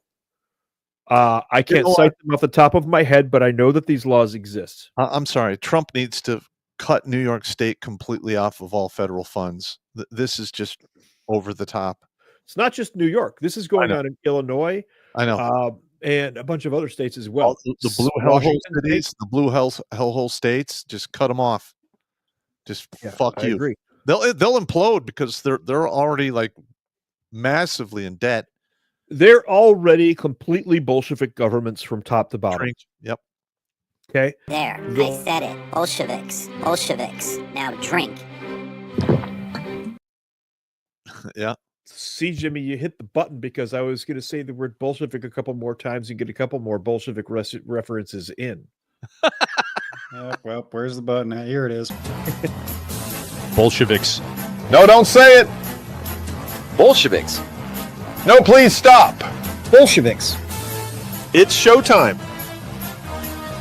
Bolsheviks, baby. Everyone drink. I look really awkward getting out of that thing, though. Well, you are fat. Fuck all the way off, and when you get there, do a half right face. Fuck off further. Um, okay, so he's taken to Rikers Island where he spent 2 weeks. Then he embarks on an extensive tour of, get this shit, the following prisons: Ulster Reception, 2 weeks. I don't know where that is. Governor's, a transit center. Don't know where that is. Cape Vincent Correctional Facility, 2.5 years there. Midstate Correctional, Transit. Marcy, 2 days. Oneida County, solitary confinement. Delaware County, solitary confinement. Why is this guy being put in solitary? He is a non-violent offender. His charge is literally trespassing. And they were putting him in fucking solitary. That alone tells you what they're doing to these people. All of them need to band together and file a massive class action lawsuit against all of these judges and facilities. This is insane. I've never seen anything like this in my life. FDC Philadelphia, 6 November, 2 months there. During incarceration, individuals can explore opportunities for early release through programs such as Work and the Shock military program. I have no idea what that is. Jimmy, will you look up the Shock military program real quick? On it. Thank you, sir. Alvin Bragg charged me with a violent felony, CPW2, which initially disqualified me from Shock. However, the DA granted me a violent felony overview as part of my agreement. This is an amusing irony because first, my case involves no victim or violence. Second, if they deemed it necessary to charge me with a violent felony, why would they include a violent felony overview in the plea bargain to allow for an earlier release? Regardless, this was irrelevant because in November 2022, as I neared eligibility for Shock and case at work release, Judge Carl Nichols from D.C. sentenced me to an additional 4 months of incarceration after my state prison term. This decision ultimately disqualified me from participating in the Shock and work release programs. What you got, Jimmy? Okay, according to the Brave AI, military shock program is a shock incarceration programs, often referred to as boot camps, are correctional programs modeled after military basic training. These programs are designed for young, nonviolent offenders and aim to provide a therapeutic environment where participants receive substance abuse treatment, academic education, and other services to promote their reintegration into community. Pop, do you recognize that? Yes. It's from our earliest days in the Army. Do you remember correctional barracks? Oh, yeah. That some guys would call turbo basic? No, they had one of those on Fort Lewis, and I looked through these slats in the fence, and it was total hell. Yeah, they had one at Goodfellow Air Force Base, of all places. Yeah. Yeah, that's brutal. That's some serious freaking... This whole story here is just thoroughly fucking disgusting. Yeah.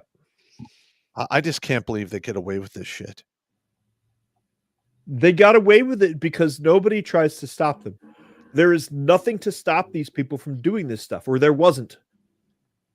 Until now, we might have the opportunity. Hopefully, if Trump's programs to pull apart all of this shit funding has some effect, we'll be able to get at them, because the problem we had, as I see it, based on what's coming out, is that if there was an issue with one of these courts or one of these prosecutors or anything like that, I will bet you that the federal government would just fund them through a USAID program. Yeah, you're probably, yeah. We know they were funding the media. Why wouldn't they fund these prosecutors? In the election. It's already come out that George Soros was backing all of these prosecutors, all of these freaking left-wing extremist communist prosecutors in all these states. It has come out now that his funding came from USAID. Yeah, he wasn't even using his own money. He's using our tax dollars to fund this shit. Yeah. So I have to keep my mouth shut because I'm saying so many. All right, this is just a law thing here. All right, so he was pardoned, right? Is it possible for him to go back and have all of this shit overturned? I can't answer that with any certainty, but it should be so. Yeah, I mean, it sounds to me like he's got a pretty good case to get this overturned, because they upcharged everything. They went out of their way to make sure this guy did some hard fucking time. Mm-hmm. And here's the thing, though. Even if he sues, this taxpayers are still going to flip the bill for these people's mistakes because of qualified immunity. That needs to go away. Everyone involved in this whole fucking fiasco needs to get. I want to see them begging for money on the side of the fucking road. I absolutely agree. Like I said earlier, Being kind. oh, but what about the families? What about their families? What about the fuck families that. of the Fuck J6ers? them. Yeah. You caused this mess. You sort your own family out. I'm sorry, but you created this mess. You explained to your family why they're in this predicament. Yeah. It's not my problem. Not my problem. Who's the moderator on Rumble?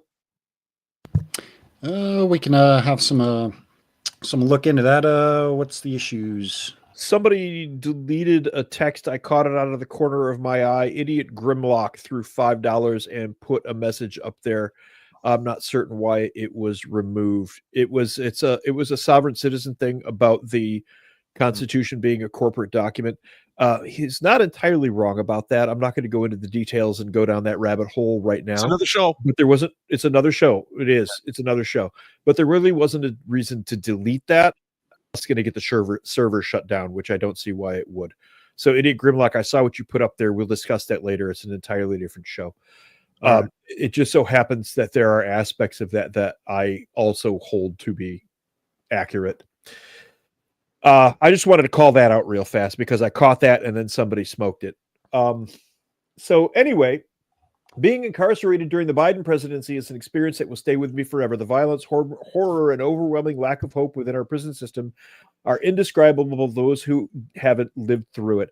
I wouldn't expect or wish for anyone to truly understand. This goes to a lot of what I talk about when I discuss the North Korean interrogations that I did and the people who came out of the death camps. They all tell similar stories. And I'm sorry that you went through this shit. I have a very good idea what you're talking about, and I really understand it, and I'm extremely sympathetic to it. I can testify. I could literally in court testify to the level of trauma that you likely experienced in this particular case.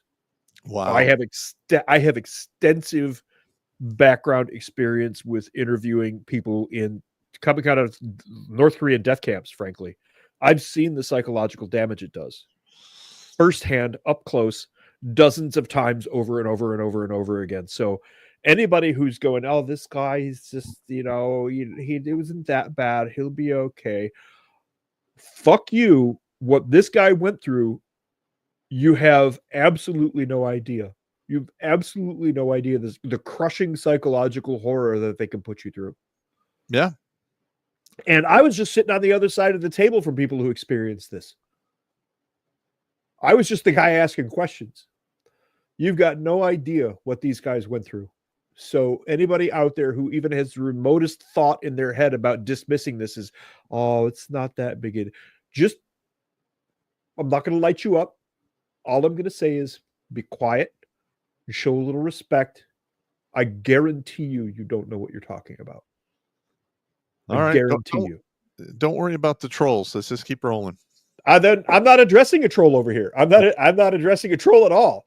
I want to make sure that people understand that they need to back the fuck up. I got you. Sorry, I'm hot, dude. This is like really cranking me. And just imagine this is played out like 1,500 times already for other people. Yeah. Going through their own individual hell. Yeah, absolutely. And I believe there was another 1,200 people they were trying to bring it, go after continuously after this. They tried to come after a bunch of us. We had a lawyer, fortunately, and managed to tell them to pound sand. But also, we were able to clearly demonstrate that we were a security detail. And the first thing that we did when shit went sideways is get our principal out of there. We were there to do a job. Yeah. We were there tourisming. The core of this issue is I've been politically persecuted. You certainly have. I haven't harmed anyone, damaged anything, or stolen anything. That is accurate. I have been unjustly accused despite having done nothing wrong. That is also accurate. I've lost 4 years of my life. I'm fucking sorry for that, bro. A significant amount of money, most of my social circle, and much of my family. Yes. All right. First of all, let's just talk about your social circle. They weren't your friends. Yep. All right. If they turn their back on you, Now, I can understand if you were convicted of Apparay or Murray Dar, that's a different subject. But they weren't your fucking friends. So don't even sweat that. That's just little shit. Now, your family, I'm going to be honest. If I was going through some shit like that and my family quit talking to me, good fucking riddance. Yeah. Move the fuck on. You're going to get beyond this, and hopefully you'll get your pound of flesh. And then you're just gonna have to leave it in the rearview mirror and get on with your fucking life. Because this is the type of shit that I'm gonna be honest. I don't think I would handle this well. I if this was to happen to me, and I'd be like, don't let me out.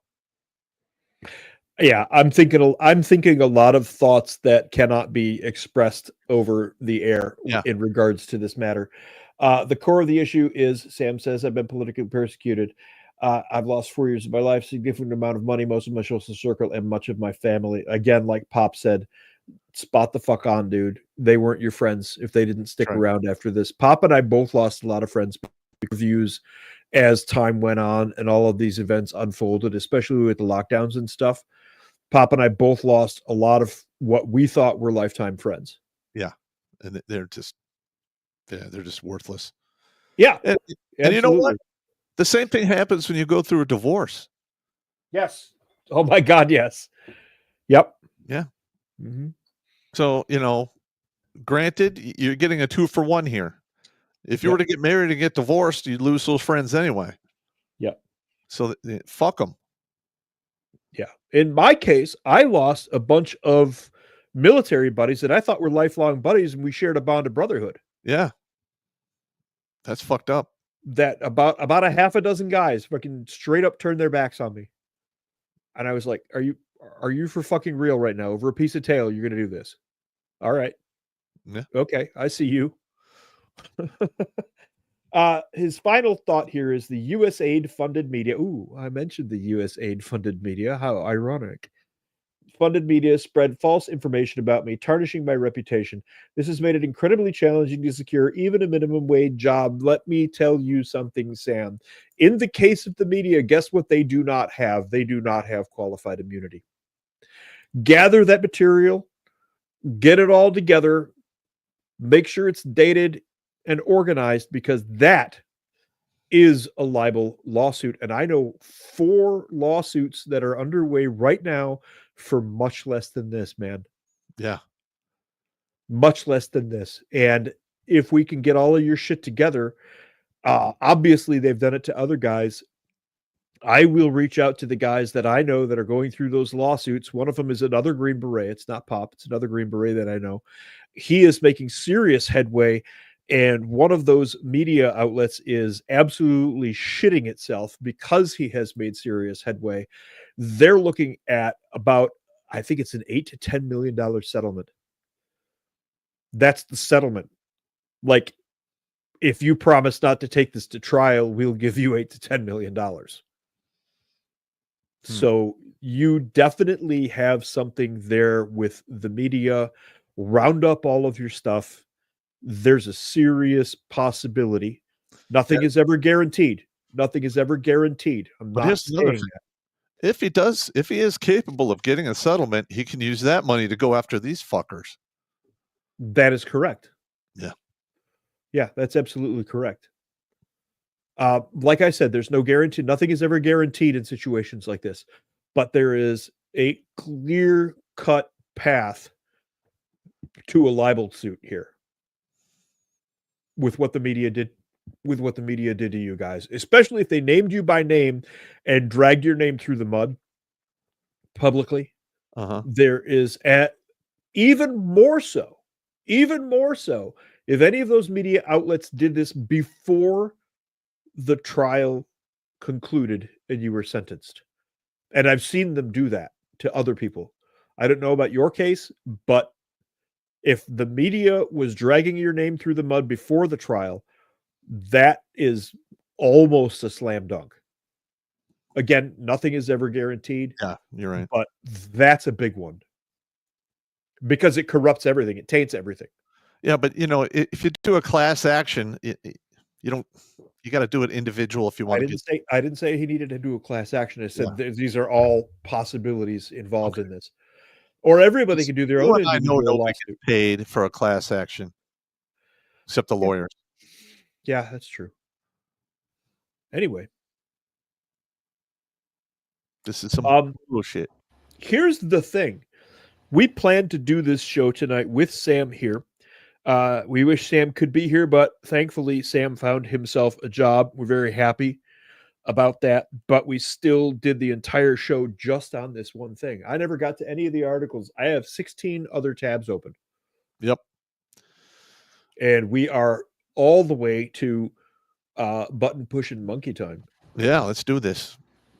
Oh, I guess I better push the button then. Oh, don't care what you gotta say. Whatever it is, it's probably lame. If you want some advice and need some help, oh, how about you go F yourself? Go no self, oh, F yourself.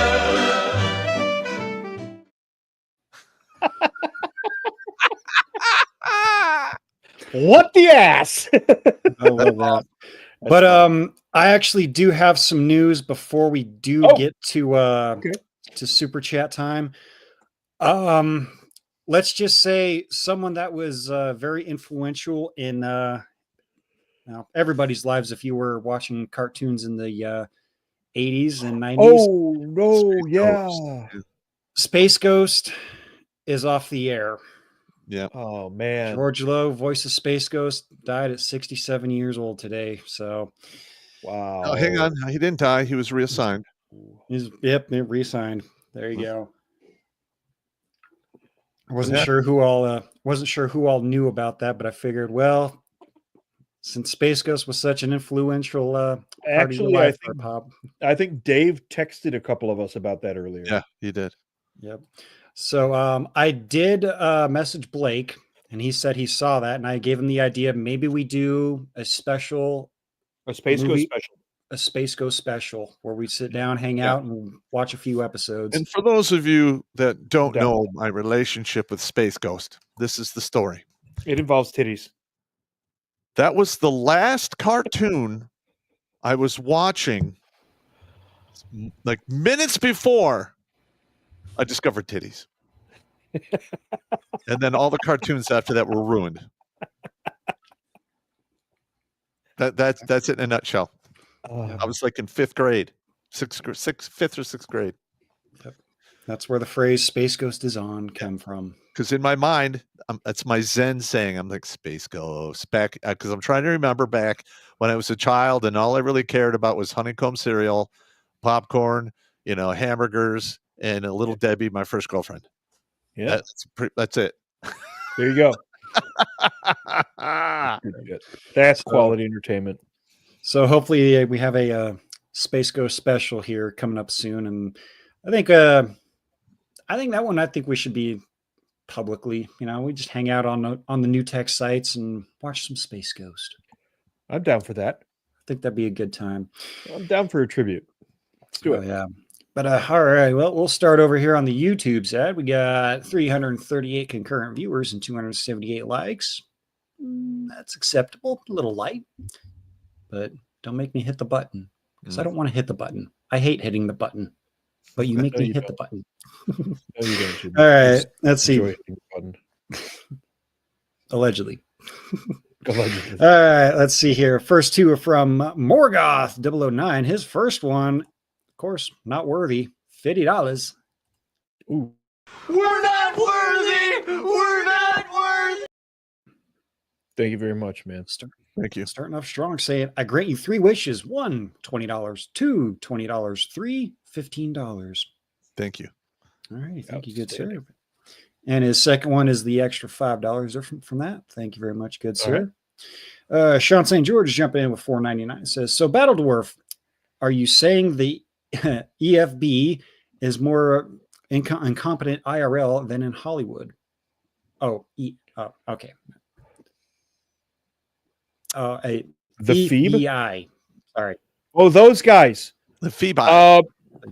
I know of at least one incident that I heard about while I was in BNOC from a soda team. They're the guys that tag along with the Green Berets, where the Green Berets got fed up with an FBI group who was with them for some reason. And this happened twice. Once with thieves and once with journalists, where they tried to tag along with the Green Beanies to an objective. And the Green Beanies like, no, we're going to do actual army stuff. You're not prepared for this. And the FBI and the journalists, this is two separate occasions, like months apart, tried to trail. You might have heard of shit like this too, Pop.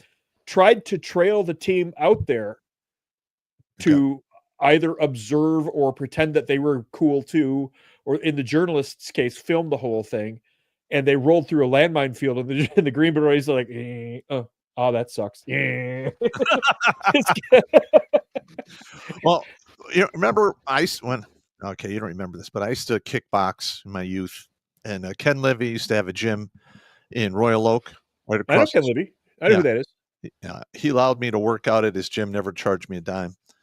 Wow. But we had an FBI agent come in, last name Sandy, good dude. And he was always bitching and moaning about the new agents they're hiring being total pussies. And one day he shows up with, because, he was taking personal lessons and I was teaching him how to fuck people up correctly. And he brought in like 5 other guys from his floor. Right. Okay. And they put on the gloves and they were just absolutely worthless. It was like fighting babies. That was most cases. Mm-hmm. I had a Russian guy who was an MP step into the ring with me this was at DLI of all places, but you got everybody at DLI. We had 3 SEALs in my class when it started. Yeah. And a Green Beret and 2 Rangers. This guy's an MP. He gets in the ring with me and I just mop the fucking floor with him. I'm like, what did they teach you guys? Because it's not working. No. But the thing is this guy, this agent, Special Agent Sandy, he retired a couple years after that because he was, towards the end of his career.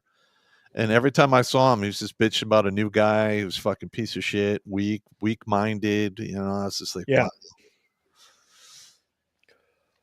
All right, keep going, Jimmy. Moving on here. Next one we got from Pete, $4.99, says they returned all those documents back to Mar-a-Lago a week and a half ago. And they returned all those documents back to... Oh, okay. He's just repeating. Yeah. Copy paste there. Copy paste. Let's see. Next one. Hermitage Prepper here with $5. There needs to be one high and tight federal police force separated into different divisions like regular police force, robbery, homicide, vice, etc. Yep. Absolutely correct. All of these different alphabet agencies is inefficient. Yep. Yeah. Plains Warrior with $5. He's got a joke for us. Why do Fed agents like glory holes? Oh, no. Because of the anonymous tips.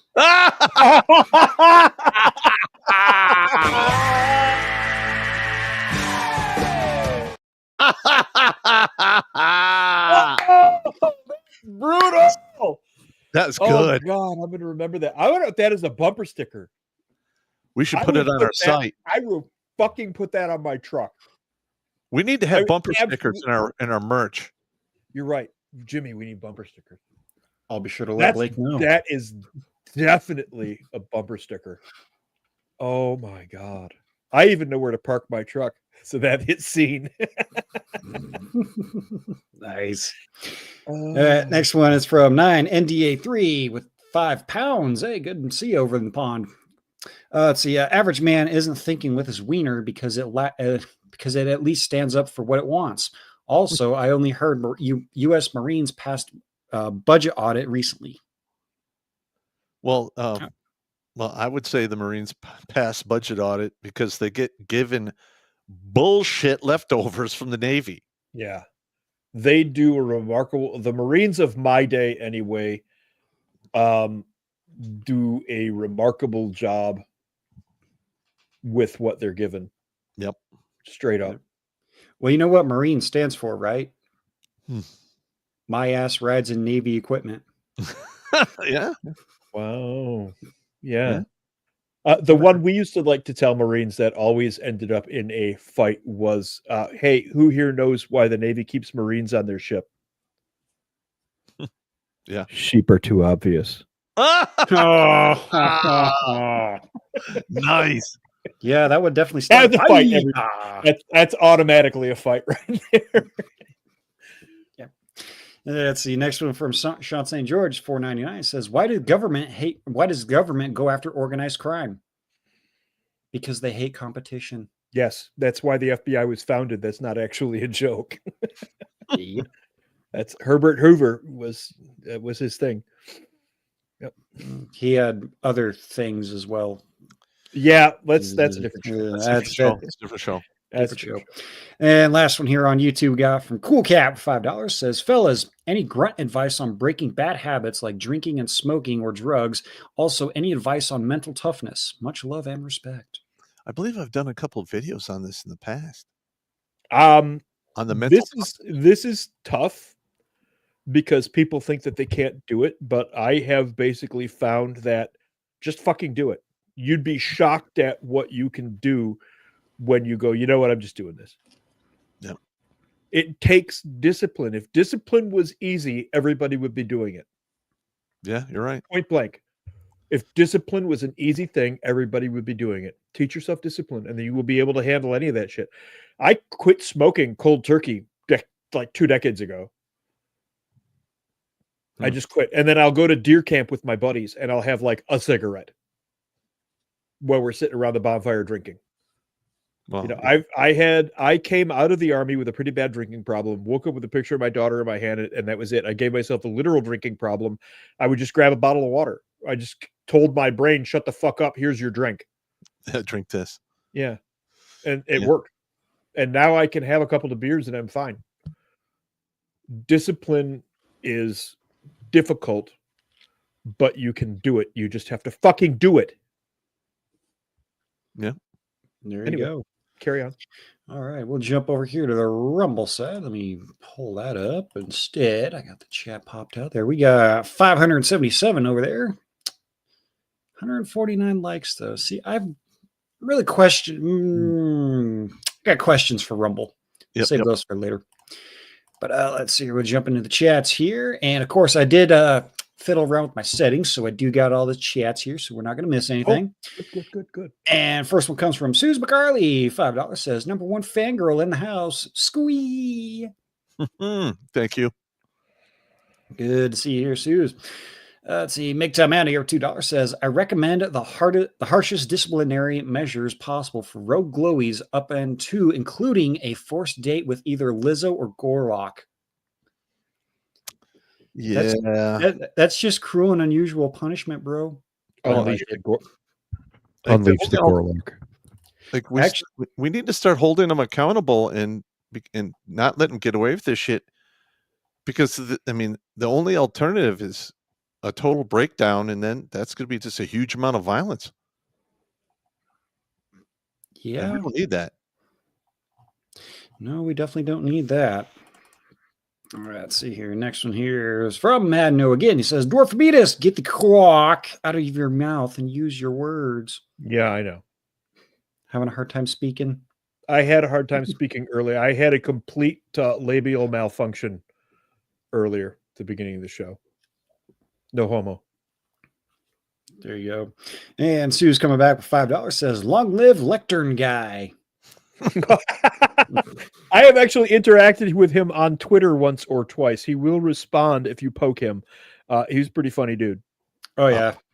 Yep. I've seen him on a Tim Pool show. He's a pretty good dude. Yep. And Mando coming back says, Poppendorf, the glowies are nothing but taints. Why would they not taint evidence? I mean, you have absolutely correct. I mean, wrong. Clearly you have a point. Yeah. I literally, they used to, like the Phoebi used to have such a high reputation, and like I'm to the point where I really don't care if they get entirely deactivated. Yeah. I mean, that's bad. Yep.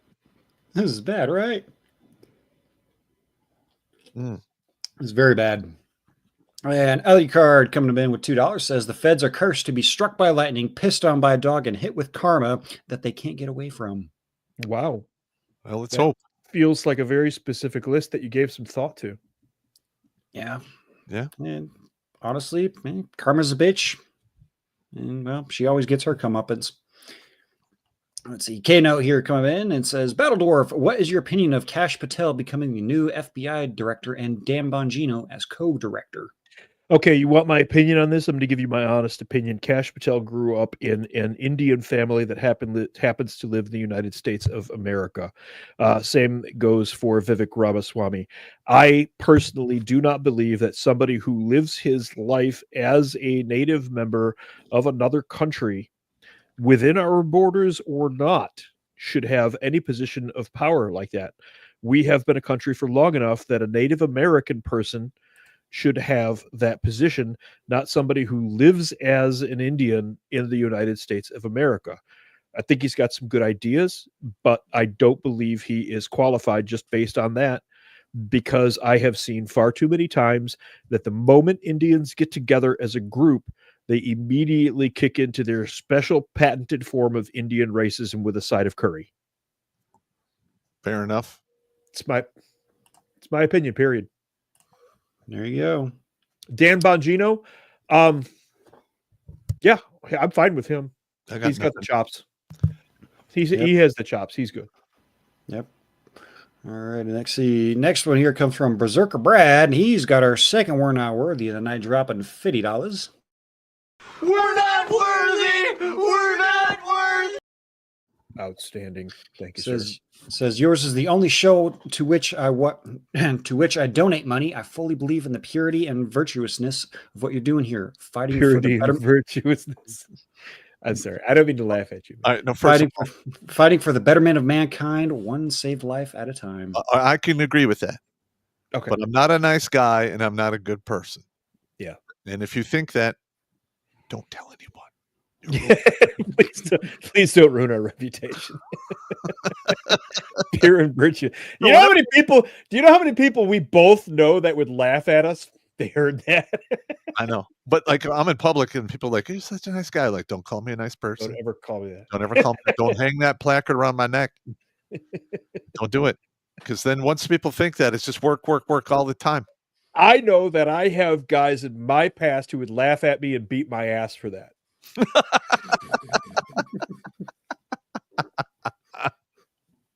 Just for being called pure and virtuous. Anyway, carry on. There you go.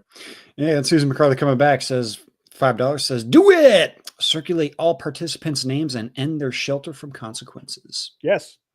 Yeah, I absolutely agree. They should be publicly shamed by their own communities. Correct. If they can't have legal repercussions. I mean, they've done it to all these other people. Yes. They've destroyed lives. Yeah.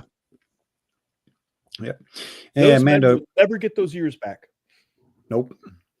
And Mando coming back says, put the glowies who abuse the J6ers on gay dating sites with notes that say they like it up the fourth point of contact with no lube or prep. If you mean by gay dating sites, if you mean Pelican Bay or Rikers Island, I 100% support this. There you go. Let's see. LB Weaver coming in with $5 says, I was taken down because some Karen told HR I was making threats of one of my coworkers. What? Well, yeah. Yeah, that's actually fairly common. That's why when I used to keep a nanny cam in my office. I've had shit like that happen too. Yeah. Yeah. Oh my God, he threatened to do this to me. When? You want to see the footage? That's why I built the Working Man Survival Guide, me and Blake. Yeah. Yep.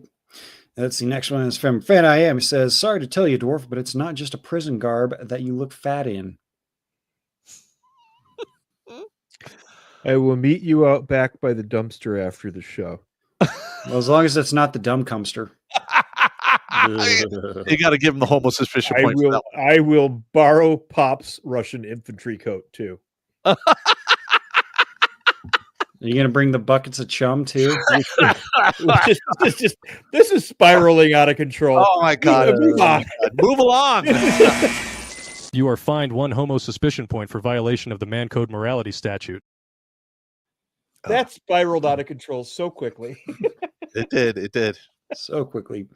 Let's see. Mando coming back says, you mean Alvin the chipmunk flag? That's the one. Misspelled. Bragg. It was Alvin Bragg, but yeah. Yep. Let's see. And here comes the comment from Susan McCarley that started off the whole thing. She says, we're on the side of the Constitution, due process and all that shit. A lot of people in Washington, D.C. have not gotten that memo, Suze, but yeah, I'm with you on that one. Well, there's a lot of, most of the people on the left want to do away with the Constitution because it's too old and they want to redo it. It's outdated. Yeah. That's communism. Yes, it is. They want a direct democracy, and that always ends in communism. Yeah. And remind me again, how many times has communism been tried and how many times it's succeeded? Jimmy, we haven't tried it here, though. Yeah, that's right. That's right. How could I forget? Cool story, bro. Face the wall, please. Yeah. Let's see. Mando, he says, Jimmy, Bolshevik. Well, Beetle Dwarf is already here, but we haven't seen Beetle Dwarf and his girlfriend yet. Oh.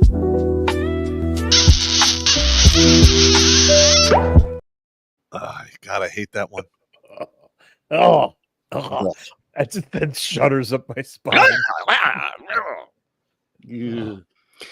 That's the next one here. It's from Alicard. It says, to this day, Alvin Bragg is now cursed with the misfortune for 32 years, and each day will get worse and worse by the day. Yep. They need to. I said enough for tonight. Let's keep going. Yep. And Mando says, since you did the video, yep, there we go. We had Battledorf kissing his girlfriend.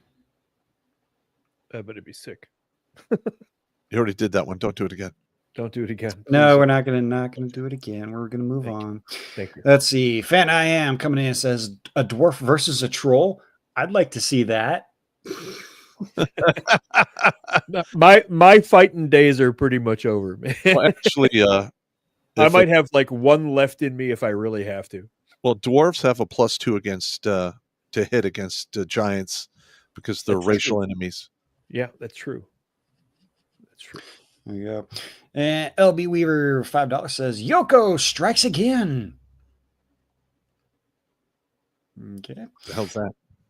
I'm not certain. Not certain, but I'm assuming that's something like Yoko Ono killed the Beatles. Yep. Something like that.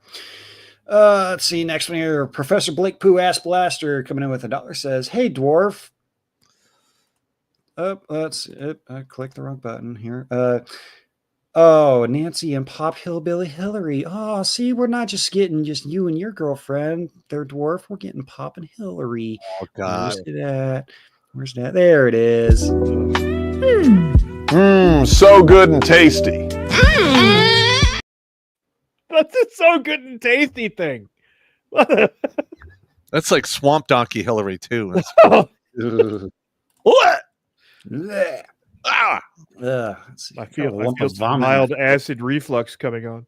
Yeah. Let's see. And Alucard coming in with a request as well. Of course, it's not a full show because we got to include everybody. We got to have singing captain. Here we here. go. We did have a request for singing pop. You guys are jackasses. Always want to watch the same shit over and over again. Pick new videos. Look at me, I wanna be the captain of the sea. About time. The poop deck ain't for me. I'd rather steer us to debauchery. Careful what you ask for, video guy. Careful what you ask for. Nice jacket, Pop, by the way. Yeah. There you go. Let's see. Next one here. Jerry Conway. Good to see you there, good sir. He says, when Pop was a child, that Space Ghost was voiced by Gary Owens in 1966 to 1982. Pop was 26-year-old when George Lowe voiced Space Ghost in 1994 to 2024. Yep, that was the Space Ghost reboot. You are correct. There we go. Alucard coming back says, some chica has been combative, and I yelled out, "Why? That's why you're single." She said, "What did you say?" And I said, with a straight face, "That's why you're single." The two others that were with me were laughing their asses off. Good.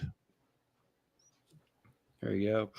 And Mando coming in and says, I call my brother-in-law, who was a Marine, artificial intelligence after he went into the Air National Guard. Yeah. Listen, I love the Marines. They just treat their people like shit. And I have converted so many Marines into soldiers. It's not even funny. There you go. And Susan McCarley coming in with $5 says, Pop is the coolest asshole I've ever met, hands down. Thank you. Thank you. So funny. Let's see. And Mando coming in and says, Pop, if I ever see you, Blake, or Dwarf in public, I will call you dickheads or arse hats. That's fine. I would expect nothing less. Yeah, I'm totally cool with that. There you go. Yep. And Alucard coming back says, the dogman called. She wants you to sing, and she wants snoo snoo. Bring beer and a tent.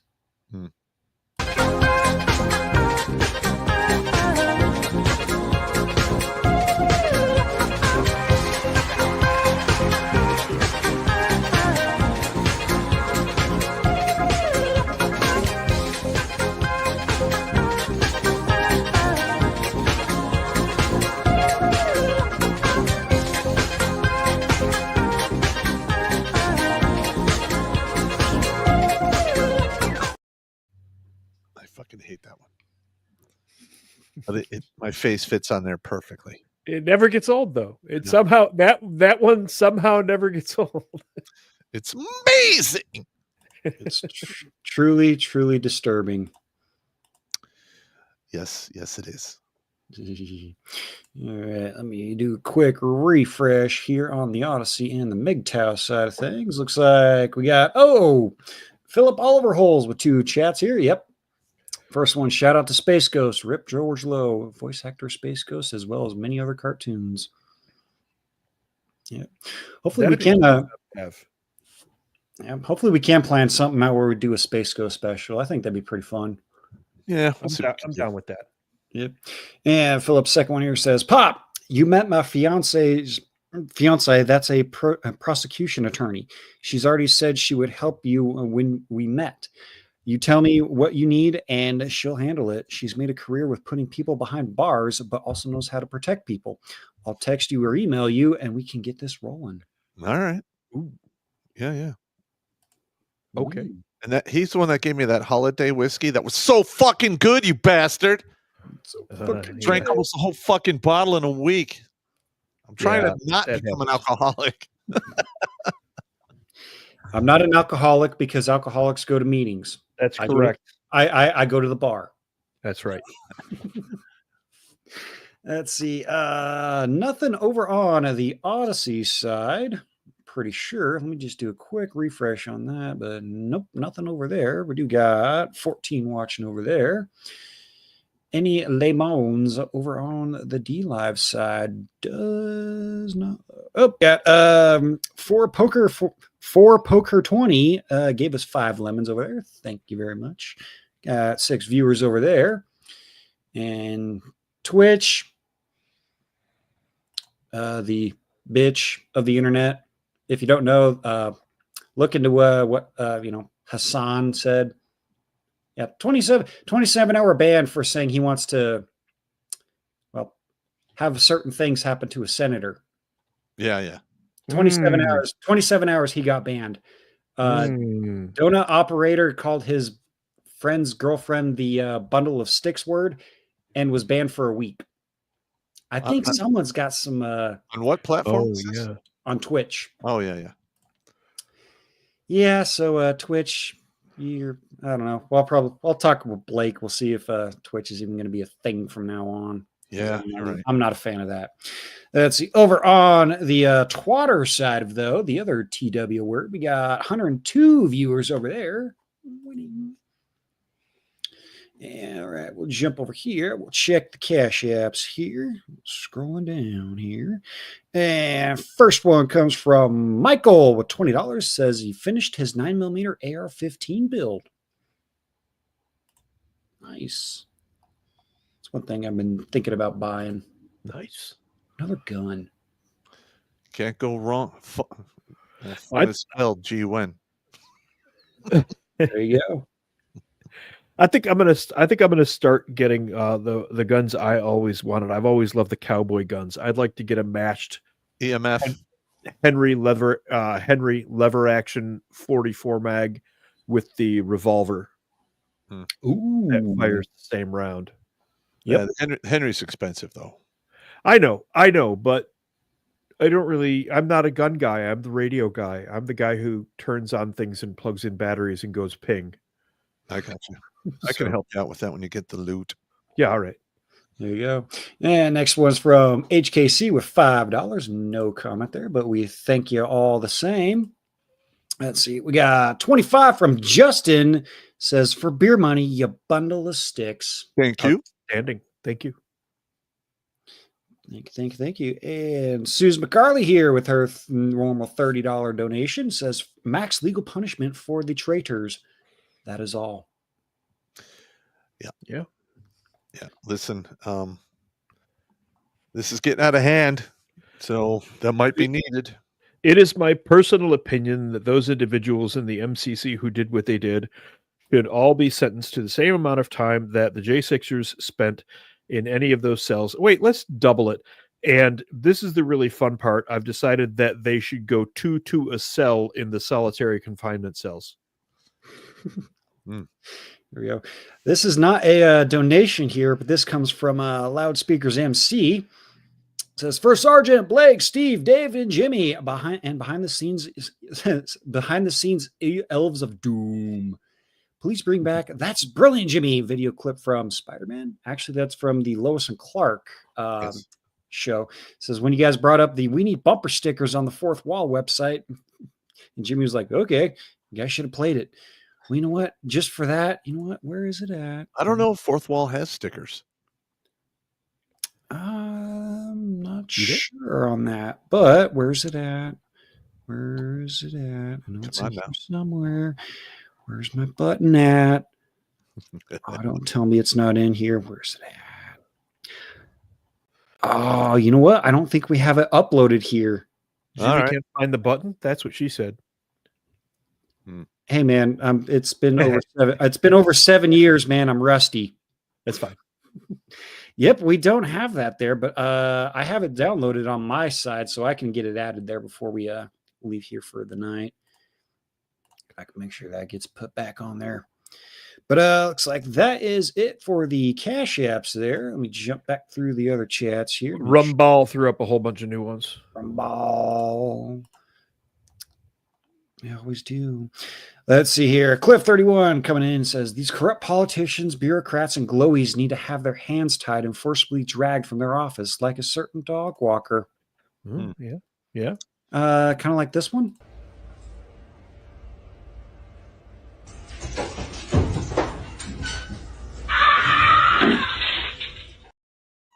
Never gets old. Classic. Never gets old. Nope. Let's see. Alley Card coming in and says, that's Pop's girlfriend. Can't talk. Now I need to get the chalk out of my mouth. What the hell? No homo. No homo. Let's see. That's Pop's girlfriend is a dog man, and she only wants Pop. Well, thank you. There you go. And oh no. Alley Card coming back. Should I make Pop puke? No. Please don't do that. Please no. And let's see. And Two Gas here says, peeps, let's get the Rumble thumbs up to match the watchers. Yeah. That would be nice. That would Big be fan nice. of that. Let's see. A fan I have coming back since says, Dwarf, brewed any braggots lately? Bragot, and that is half ale, half honey. And as a matter of fact, I am tooling up a couple of kegs to do exactly that. All right. Yeah. So we're gonna have some of that. I'm probably gonna make about 40 gallons of that, I think. 40 that'll last 40 a couple. gallons. That'll last a couple weeks. Yeah. And Two Gas coming back in says, Pop, why is it so hard to find a lever action gun chambered in 9x19? Oh, well, I believe there's a new 9x19 lever action out. I don't remember who makes it, but it's, for lever action, it's a 9mm. kind of underwhelming. So that's probably why. Yep, I'm assuming so. I mean, I'm sure they're out there. I mean, the 9mm is the same caliber as a 357. So if you're going to get a lever action, get a 357 lever action. That's just my opinion. Yep. I would recommend 357, so then that way you can also shoot 38 special through it. Correct. Let's see. And next one here, Kano says, if you guys can get some stickers made with the cartoon pop as the evil hairless monkey, I'll buy some and slap them on the next batch of beer and bragging and send them to you. Outstanding. Nice. Let's see. And Alucard coming back with another request. Oh God. Why must you make me push these buttons? Oh no. Sick bastards.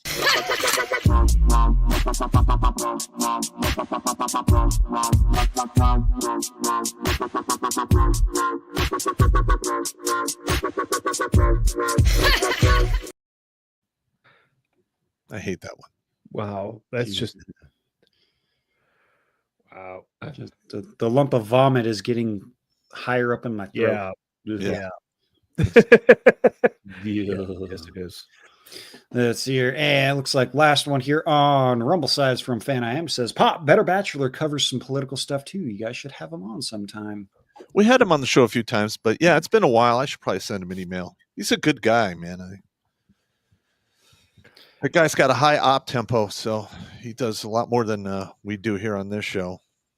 But we'll see. We'll see. All right. Let me just do one more quick scan through the chats here. Alucard just dropped another one. Yep. I see that. It says, this is my take on people who turn in those who are at J6. If they turn them in, they ain't family. Family doesn't betray family. That's fair. Correct. That is fair. Like what Blake says, blood is thicker than water, but so is diarrhea. Yep. Bastages. Let's see. We got one from Corvus. He's dropping $50 on us, so he gets one of these. We're not worthy. We're not worthy. Thank you so much. All right. And his his comment is, any chance to have you guys make a D&D game stream, but the dwarf needs to play the dwarf. I don't know. I don't know how you work that out, a D&D game stream. I don't know either, but I DM'd for years and years. So did I. I was dungeon master. I preferred dungeon master in the Berkeley and Royal Oak gaming D&D community for quite a while. Yeah. I might be able to figure something out here in the future. Figure something out. Most of the games I run are like 85% combat. You see, I was the story guy. That's why a lot of people liked my games. I was the story guy, and you were the combat guy. Yeah. Anyway, Fan I Am has thrown another $1 at us and says maybe even Erin from Far From Eden channel. I was on her channel, so yeah, I could invite her on mine, but she's got like some health issues, so it might be difficult. That's not good. Maybe hopefully something will work out here in the future. Alrighty, let me just double check. Nothing else over on Odyssey. No more lemons over on D-Live, excuse me. And it looks like no other super chat or cash apps there. So I believe, Pop, we're ready for... No, MGTOW Mando sneaks one in under the wire. If you ever play BattleTech, have Dwarf run the Urban Mech. They look identical. I look like a mech. Okay. All right, ready for the safety briefing? Safety briefing. All right, don't drink and drive, don't drink and swim. It's not going to work out for you. If you absolutely must fornicate, wear a condom, take it with you, flush it down the toilet, because women are sneaky and child support does last 18 to 21 years. Rack up, pack up, and stack up. There's always safety in numbers, and maintain your situational awareness, because if you're going to be attacked, something in your environment will have changed. Last but not least, I'm sick and tired of throwing you dudes into the dirt because you're taking a permanent solution to a temporary problem. You have no idea what tomorrow holds. Stay in the fight. And if all else fails, live at a motherfucking spite. Boom, beer me, and I'll see you on Thursday. There you go. Dorfabetus, final words from you. These things that have been done to these people who were at the January 6th events, there needs to be some retribution for this. Like I said, the stuff that this guy went through in those prisons, I saw a lot of this during the time that we were interviewing North Korean defectors and refugees. It's my anger level is at a point right now where let's just say I'm not going to say any of the things that I'm thinking on the air, but I'm pretty fucking mad. Yeah. There we go. And actually, the evil button pushing monkey did fuck up. I found the button. Well, That's brilliant, Jimmy.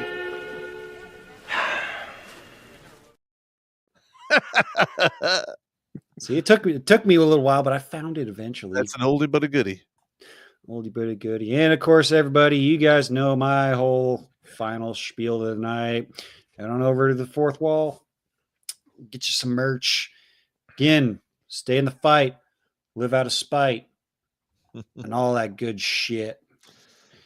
Make Listexia great again. Spelled the Pop way. Or, get yourself a Pop-approved Hog Hunter hoodie.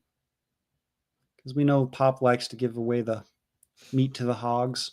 But she's got to make a good lasagna first. Dude, Careful now.